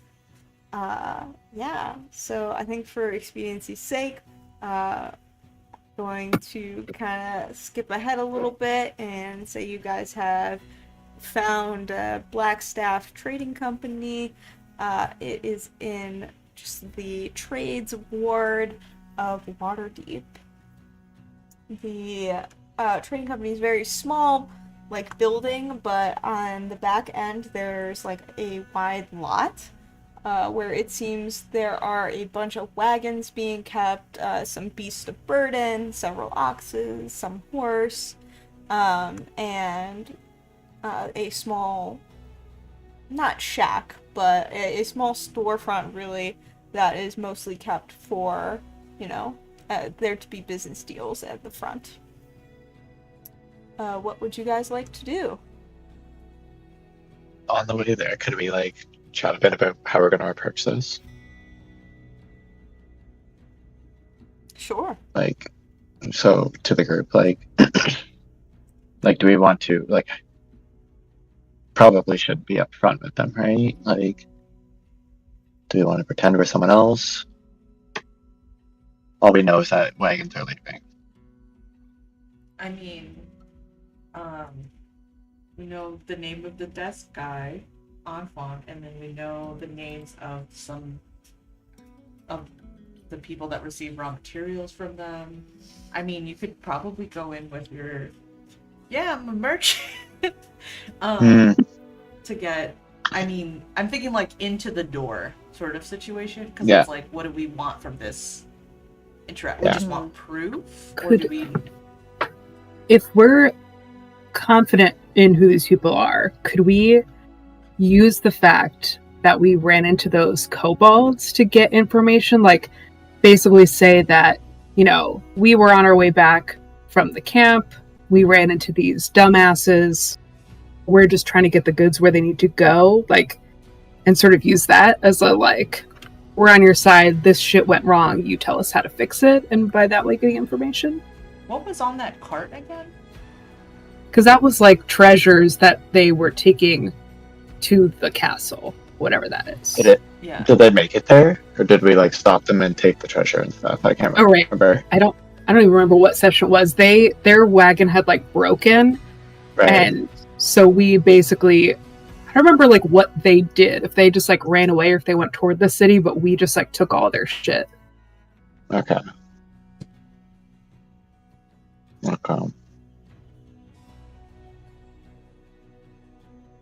So we took all their shit, but we're trying to return it, or trying to maybe we lost where we were supposed to go or something. I don't know. Yeah, I feel maybe try to get next steps out of them, because if we think that the treasure was coming to the city, but they're sending armed caravans out. Yeah, if we can figure out where it's going. Yeah. Yeah. Mm-hmm. And then we also could... Are we assuming that this is the drop-off point, then, that they were heading to? Or is there another one? That's a good question. We could investigate at night as well. If this is the possible drop-up point, then they're probably not going to do it during the daytime either, because that's probably going to arouse suspicion. True. I can maybe wild shape into something tiny and try to do some recon, eavesdrop on them, or at the very least get a lay of the store front and maybe see where if there's an office with a safe or something. Okay. Yeah, I will say that the office structure is really, really small. It looks like it's about one room with just one person inside. And most of this trading company is a lot that houses carts and beasts of burden and whatnot. Oh, and they're two separate places? No. Or It's they're at the same location? they're at the same location. Okay. Yeah, so there is a very small, like, one-room structure, and then behind it there's a very large lot that has, like, caravans and stuff like that. So, Okay. but it's a lot and not It's a almost building. like- It's a lot, yeah. Okay, I was envisioning. It's almost like trucking like a dispatch. Yeah, Factory, it's like yeah. trucking. Okay. Yeah, it's like trucking dispatch.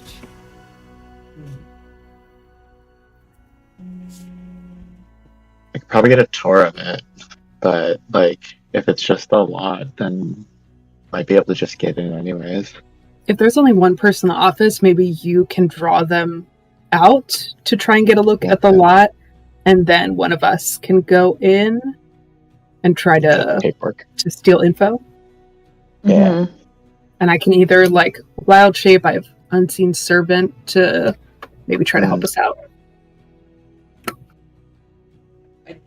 Thought Okay. I had loaded disguise self. I did not, but maybe just as a. Do we have like speak with animals as well? Like, does anyone have speak with animals? Shit, I did not. I almost prepped that today. I didn't. I can maybe ritual cast detect magic again while we're at the toy store. I don't have speak with animals, but I have beast bond, where I can establish a telepathic link with a beast, but it has to Would be that count? not smart beast. Okay. Does it count if it's a member of the party? Are you talking about like Which- to beast bond with a wild shaped person? Or wait, Wait, I'm why? also Why are confused. we needing to Is- talk with animal? Because I was curious, has Opal returned yet, or Yes, still kind of I'm like so sending a message? sorry. Yeah, she's been with you. I apologize. I was I worried. thought I said that at some point. Maybe I didn't. No, Opal is I fine. literally had a whole conspiracy that Opal was like missing. Opal's Yeah, gone with the wind. no, you know what? Snake I thought, napped? No. I thought that I had said that Opal was with you because I remember having her token on in last session when you guys were in the cemetery fighting some ghouls on your little side quest. But maybe I wasn't super clear on that, so I'm sorry. Opal has been with you. Okay. I also and then the other thing I just remembered is if I make a little homunculus servant, I have a telepathic bond with it. It's friendly to you and your companions, and it obeys your commands. I feel like if we get the guy out of there, though, we don't even necessarily. I mean, like, it might not be a bad idea to have, but like, we could just be like, try and get in and out while someone's distracting him. Yeah. Who's really sneaky though? I'm pretty sneaky. I am not. I am not sneaky either. I have disadvantage, so. I'm medium sneaky, but I can also turn into a spider. I don't have advantage, or I don't have any bonuses to stealth, but my stealth is +3, so I'm pretty good. That's Yeah, sneaking. my stealth is -1, so. Again, I just think it's really funny that my dex is -1, especially for initiative stuff. So we have Eureka trip and break an expensive vase, or in High School Host Club style, to Yes. distract him. Yes. That was the plan all along. Okay, so Sylvia's gonna ask for a tour of the facility as a potential. What? You're just gonna be like, I want to I'll just hire be- you for transport. Give me a tour. Yeah, well, I think probably just be like interested in partnering up. I'd like to do like a history check maybe, or unless I just know it, of just kind of like a major merchant guild or something nearby that this person might be trading for, so I can pretend to be like them. Yeah, sure. Make a history check. Not great. Oh, 17 actually. 17? Okay. Yeah, you would know actually that Councilman Hornblade from the Lord's Alliance, he's a merchant out of Neverwinter and just kind of represents the city as a whole. He has a very profitable trading business that goes up and down the Sword Coast and often makes port at the dock of Waterdeep. You said Thornblade out of Neverwinter? Yeah. Thanks. So I'll just probably pretend to be like an associate of him and like lure a business opportunity or something. Be like, I'd like to tour your facilities, get an idea of your capabilities, that type of thing. Sure. So are you going in now? Are we already? I would like. Okay, so what I want to do is if Cup is going to root around in there, I will give my little mouse, the homunculus servant mouse, and it can come preloaded with a spell. And let's see. It can come preloaded with a spell. And the little mouse guy, I have to think of a good name for him. Fromage. His name Fromage? Just cheese. Fromage. Trying to think of a good. Yeah, we're gonna workshop it, but for right now, his name is Fromage. Okay.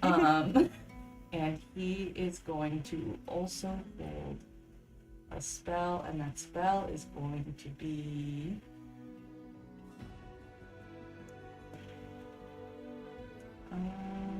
Identify.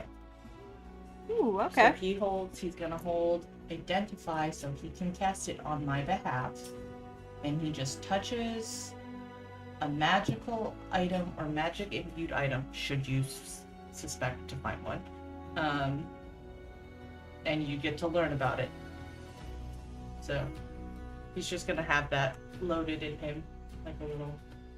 But I'd like to think he's just weird and kind of peeping, but in like a weird wooden way.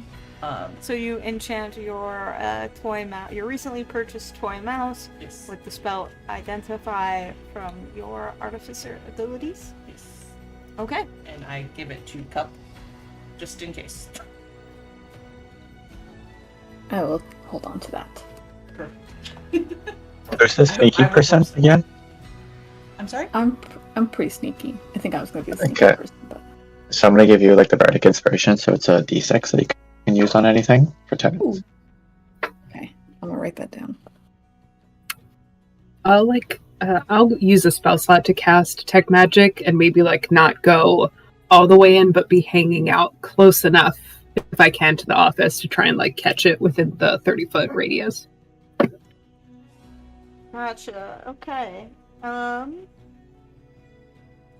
Yeah, so you cast Detect Magic as you guys kind of walk up to the small storefront outside of this trading company.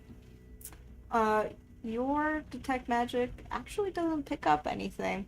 Pretty mundane around here.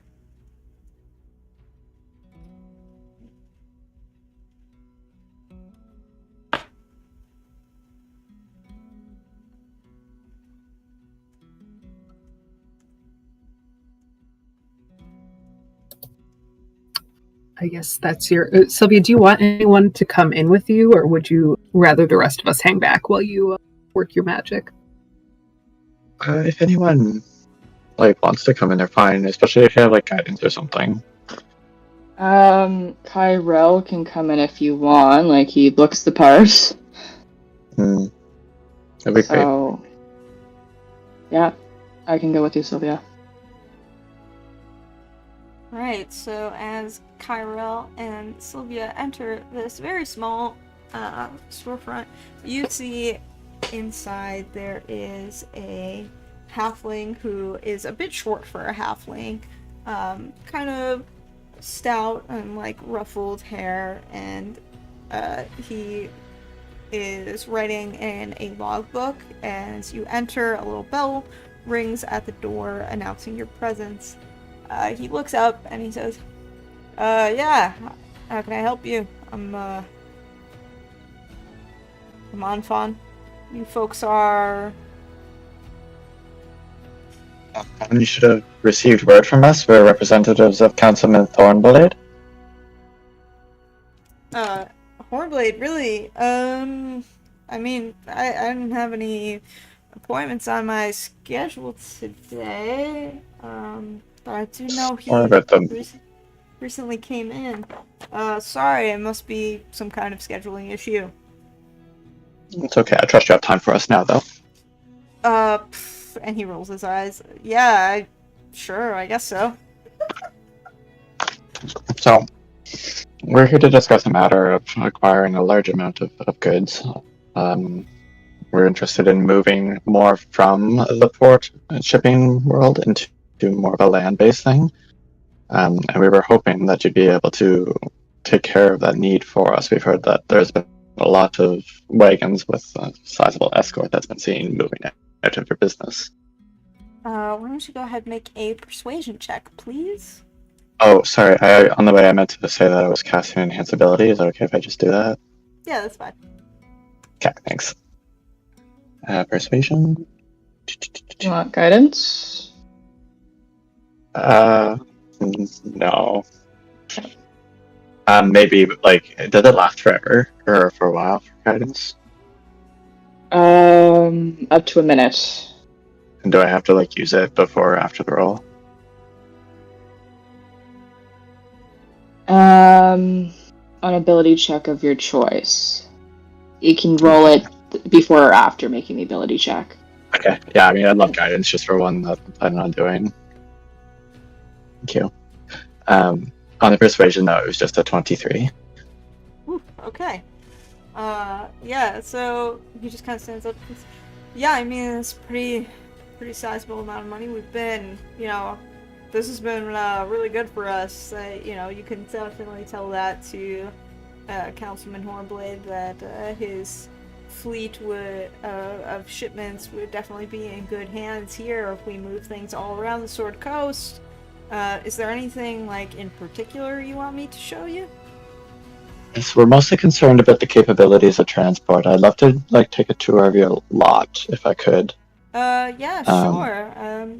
Go ahead and follow me outside, and, he leads the two of you outside, and then circles back around the building. As he's, like, leading us outside, could I see if he's carrying any, like, keys or anything like that are visible on his person? Yeah, make a perception check.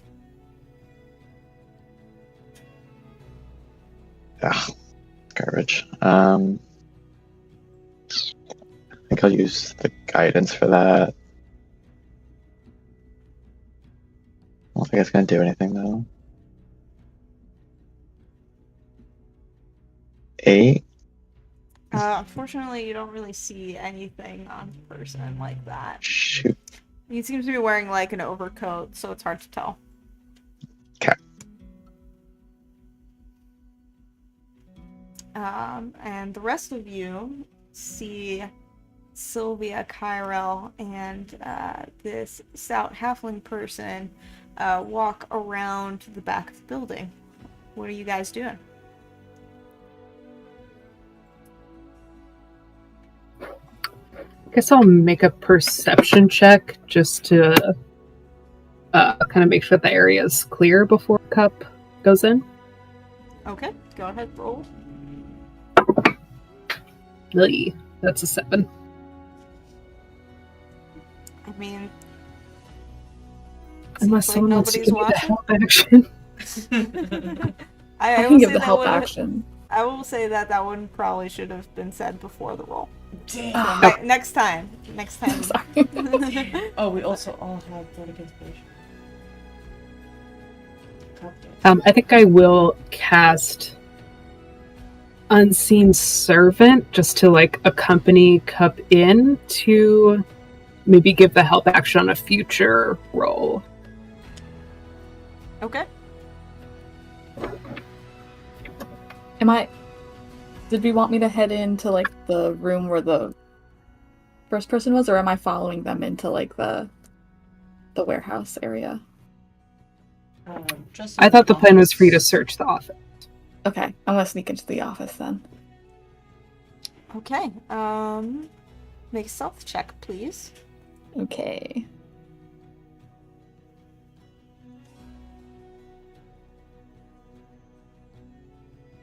I'm gonna use one of my bardic. How many inspirations do they stack? This is like a one in time. I will say you all do have an inspiration, just from some of the roleplay from earlier. So if you would like to re-roll, you can. I'm gonna do that. Alright, you can use your inspiration to reroll. I talked a big game and now I'm like, it's a 15. 15, okay. Yeah, so you are able to slip through the door.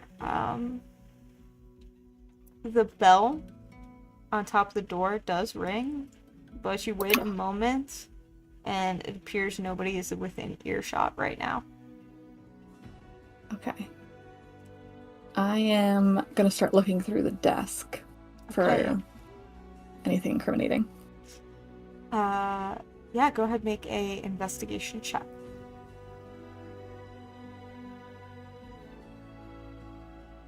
A 10. Alright, so at the desk, you, immediately what is visible is a red logbook. That seems to have some notes in it, and that's just sitting out on the desk. And then you try one of the drawers of the desk, it appears to be locked. Okay. Just using, I don't really have any like spells or anything, but does it look like it's maybe magically enchanted in some kind of way, or does it look like just like a normal lock? Make a... I would still detect magic up, right? Oh yeah, you do still have detect magic up, so, and you did not ping anything, so this is not a magically enchanted lock. I'm gonna try and... Oh, I don't have any... I don't think I have any thieves' tools. But I'm gonna try and pick it anyways if I can. What are you using to pick the lock? Can I find anything in this office that would help me pick a lock? Sure, make a investigation check. Didn't think this all the way through. It's okay. A 7. No. Can I have Unseen Servant give the help action? Yeah, sure. Your copy, you hear the bell on the door ring again, but then no physical person seems to enter, and you get the sense that the unseen servant has shown up. Okay. I did roll again, and 7 is still the highest. Seeing that on D&D Beyond was so sad. Can I give my Unseen Servant my point of inspiration to give to Cup? No. I will say at this point, next you see Cup kind of like shifting through the room pretty frantically, and your unseen servant you don't see is just there. You sense is in the room with Cup. Just like gently rubbing my back. Where is can we see them? Can we see Yeah, is there time for me to go in there? Yeah, so smash cut to Sylvia and Tyrell. You are being accompanied by Anfon, and he pulls you up to one of like the nicer, larger wagons that are on this like lot. And he says, yeah, you know, we have deals with local craftsmen who prepare some of these wagons custom for us. You know, pretty good at handling cargo up and down the coast. Wait, can these handle? How much weight? Let's say this one probably take, I don't know, I mean, it depends what kind of cargo you're hauling. Like, are you hauling crates of stuff? Are you hauling, like, barrels of wine? Like, what are we talking here? Oh, a combination. It's quite a large enterprise. And we heard there's been quite a few robberies on the roads lately, bandits. And we were just hoping to figure out what routes would also be the safest, and also the ones that are less known, to make sure that our cargo can get safely to where it needs to go. Oh, and he has kind of a cheeky smile and goes, oh, you don't need to worry about bandits or anything like that. We have a agreement with some folks who have a very, very vested interest in our enterprise. And, they make sure our wagons don't get harassed. Are you working with a mercenary group that I would know?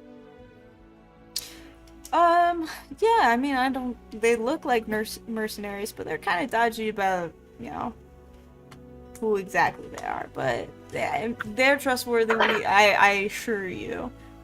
They have, accompanied many caravans up north of Waterdeep.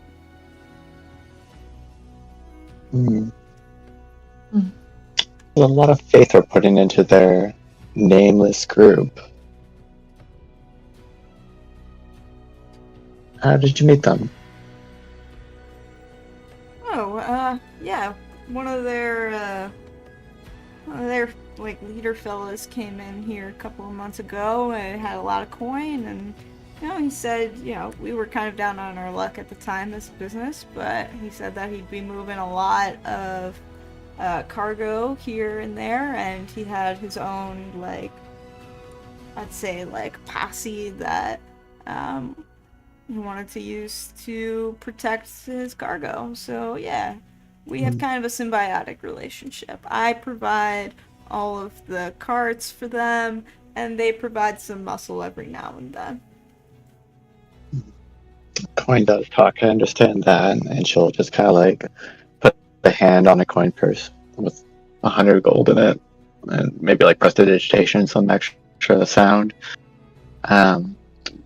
But maybe let's take a look at some of your other wagons. This one, and she also prestidigitations some it can soil things, and it can make marks and odors and stuff. So she's just gonna make it seem like it's a little bit needs to be cleaned and kind of beat up and stuff. Just in small spots. Yeah, he looks down at your coin purse and then up at the wagon and goes, "Oh shit, sorry," and grabs a nearby cloth and tries to clean off some of the dirt and spots on it. And you're You missed a spot over there. oh yeah, see, I got it. And there's another one over on the left. This one? Okay. I got it. Yep. Alright, and while that is happening, smash cut back to Eureka, Nex, and Cup. What are you guys doing? Nex is desperately holding her hand up to Eureka. Eureka just passes off the thieves' tool that she does have, but she didn't think to give to anybody. We share a silent moment of mutual panic. And then Eureka. Sorry, go next. No, you go ahead. Eureka is going to make a motion she's gonna go see if she can tail behind Tyrell and I know words. Tyrell and Sylvia, and in a panic is also gonna take the potion of swiftness that I have, which will increase my speed by 10 feet for 1 hour. Okay. Just so that she can kind of catch up behind them, and is going to kind of try to hover behind them to see if she needs to buy them more time. Oh, you're running up to Kyrell and Sylvia. Yeah, falling behind them. Okay. Trying to make a decision of, and do I need to make a distraction? Looking at. Gotcha. They seem pretty occupied as you kind of walk up. Are you being stealthy? Are you keeping a distance, or are you just walking right up to them? I'm keeping a distance from them. Okay, gotcha. Yeah, you see the halfling fellow cleaning a cart, and he goes, "Oh, over here, this one. Oh, sorry about that." And next, thieves' tools in hand. What are you doing? I'm going to try and take the baton from Cup and sneak in here to try to unlock the drawer. Okay, make a stealth check, please. Here we go. Okay, 18. Okay, yeah, so you kind of quietly enter, you open the door real slow, having heard the bell ding before, so it doesn't ring as you enter.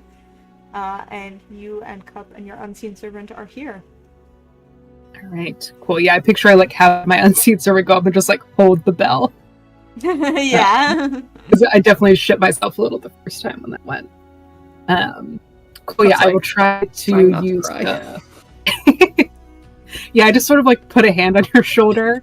To maybe also like motion for you to leave to like be a lookout just in case. Like one of us should probably always be watching the front.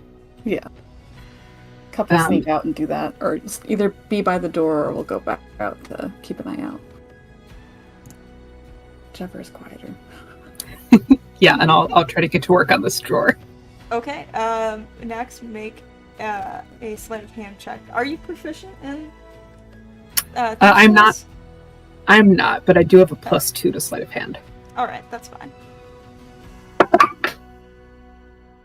I'm gonna use my inspiration just in case. Okay. Okay, not terrible. That's a 15. 15 is what you needed to unlock Oh, the thank door. fuck. Oh my god. So it takes you a little bit, but you're able to click the lock open. You open the drawer, and there's a file of just a bunch of paperwork. Yeah, I think Nex is not going to waste any time. Also, I feel like being used to like Smith's tools, she suddenly feels very sort of like clumsy with these delicate thieves' tools, and is just going to snatch whatever she can. Can I actually make one last investigation check? I'll definitely snatch these files. Can I take like one pass over the rest of the office here before I get the fuck out? Sure. Make an investigation check, please. Oh, that's terrible. That's a 6. Okay. Yeah, you don't really see too much else around. Cool. Then yeah, I will just take what I can get and leave. All right. Stealth checks, please, from Cup and Nex. Nat 20. Fuck yeah. 21 for me. Oh Nice. yeah. Fuck, thank Only when we're leaving. Dream team at getting out. Yeah. So the two of you sleuth out, the unseen servant holding the bell above the door so that it doesn't ring as you exit. And you guys just kind of fade into the street outside. Sylvia and Kyrell, the halfling fellow Enfant has finished, or at least thinks he's finished, cleaning up this cart. I guess. Yeah, sorry about that. But yeah, I mean, so are you looking to buy today, or like, what can Not I? today. We still have other meetings to attend to. We will be in contact, or somebody will be in contact if we decide to go with you. Appreciate your time, and she will hand over 10 gold pieces. Oh, yeah. Thanks so much. Look forward to doing more business with you. Toodaloo.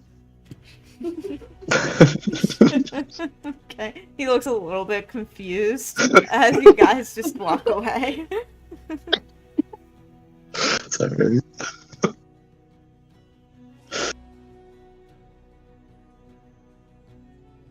Right. And I think for brevity, you guys reconvene together in the streets of Waterdeep. Next, you are holding a file that contains a bunch of paperwork in it. As you kind of page through it, one name really sticks out to you, and it says Langdorosa. Party of 15. Taking 4 carts to Carnath Roadhouse.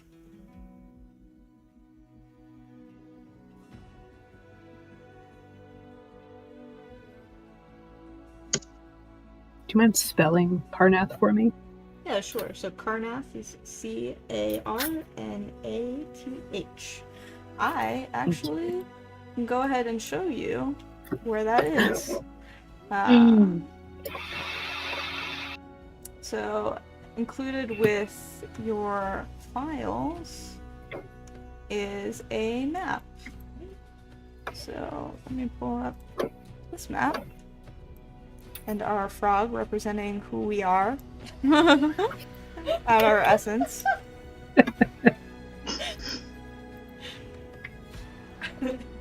I know that says Nightstone, but I read it as Nightcore, and I was like, that's so appropriate. That's so real. Yeah.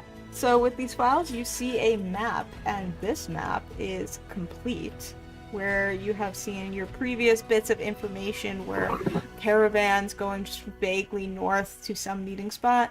This is the second half of that map, where it shows all of the caravans heading primarily from Waterdeep up to Karnath Roadhouse.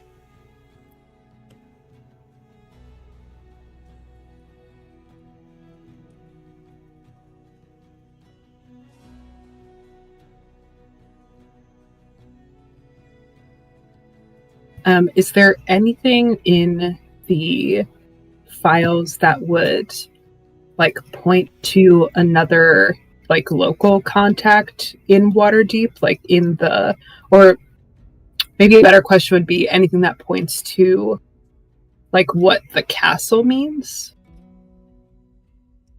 Like is Karnath Roadhouse somehow like connected to that? Like do we get a sense, I guess, from anything in this file that the castle isn't something in Waterdeep?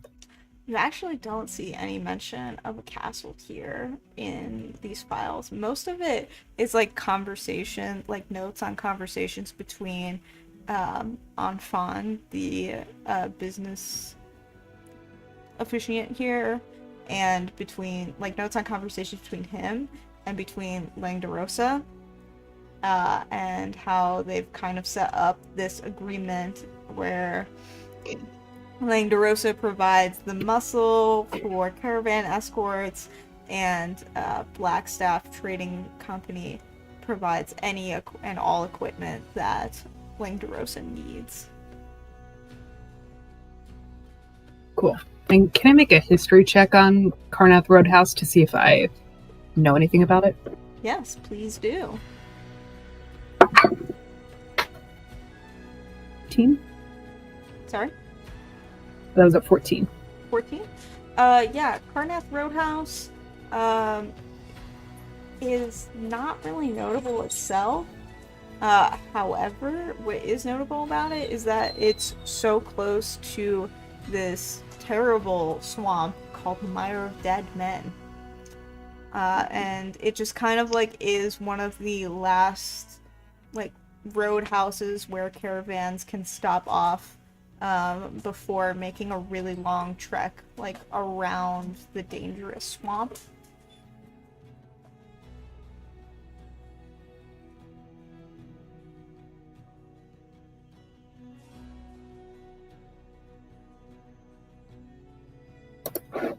Cool. Yeah, I think I'll point this out to the party, and maybe just ask if the rest of the group learned anything on their tour. And I guess maybe also ask, like, do we need to do anything about this guy? Or, like, does the cult already, like, will it not really matter that there's someone onto them? Because they probably already know we're fucked. Did Sylvia get a sense like that the guy was suspicious at all? I know it's probably too late for an insight check, but like... I mean, you got a sense that he's definitely got some shady dealings going on with Langdarosa. Yeah, but like with us, like with my line of questioning or anything, does he know that we're onto him? Or did he seem like we sketched him out? He didn't seem to indicate anything like that. Yeah. So I just like responded like, I don't know, I paid him off pretty well. I think he was probably pretty distracted by that more than anything else.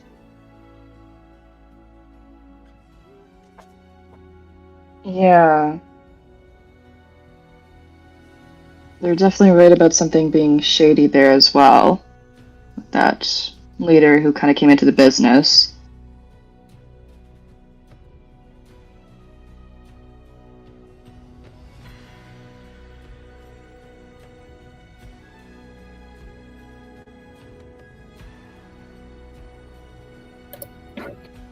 Well, I guess we at least have our next stop here where we know everything's heading, and we can assume one of our the dragon masks that we need might be there as well.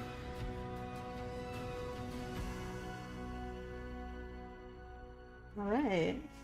Yeah, and that will definitely be the next part of the adventure. I'm going to go ahead and end the session there. And I'll just let you all know now. Level up to level 5 for our next session, please. As you guys depart Waterdeep and seemingly explore what's going on at Carnath Roadhouse. Sounds good. Can't wait to stop at the toy store again on our way out. One more time. Guys, we have to gear up. Do you think if we give Wayne DeRosa like an automatic cow, they'll be like, yeah, okay, you're good. I swear to God, if any of you use any of these toys to like make game-changing like decisions or like, I am gonna lose it. Like I love it, I really do, but it drives me a little nuts. Please, I'm begging.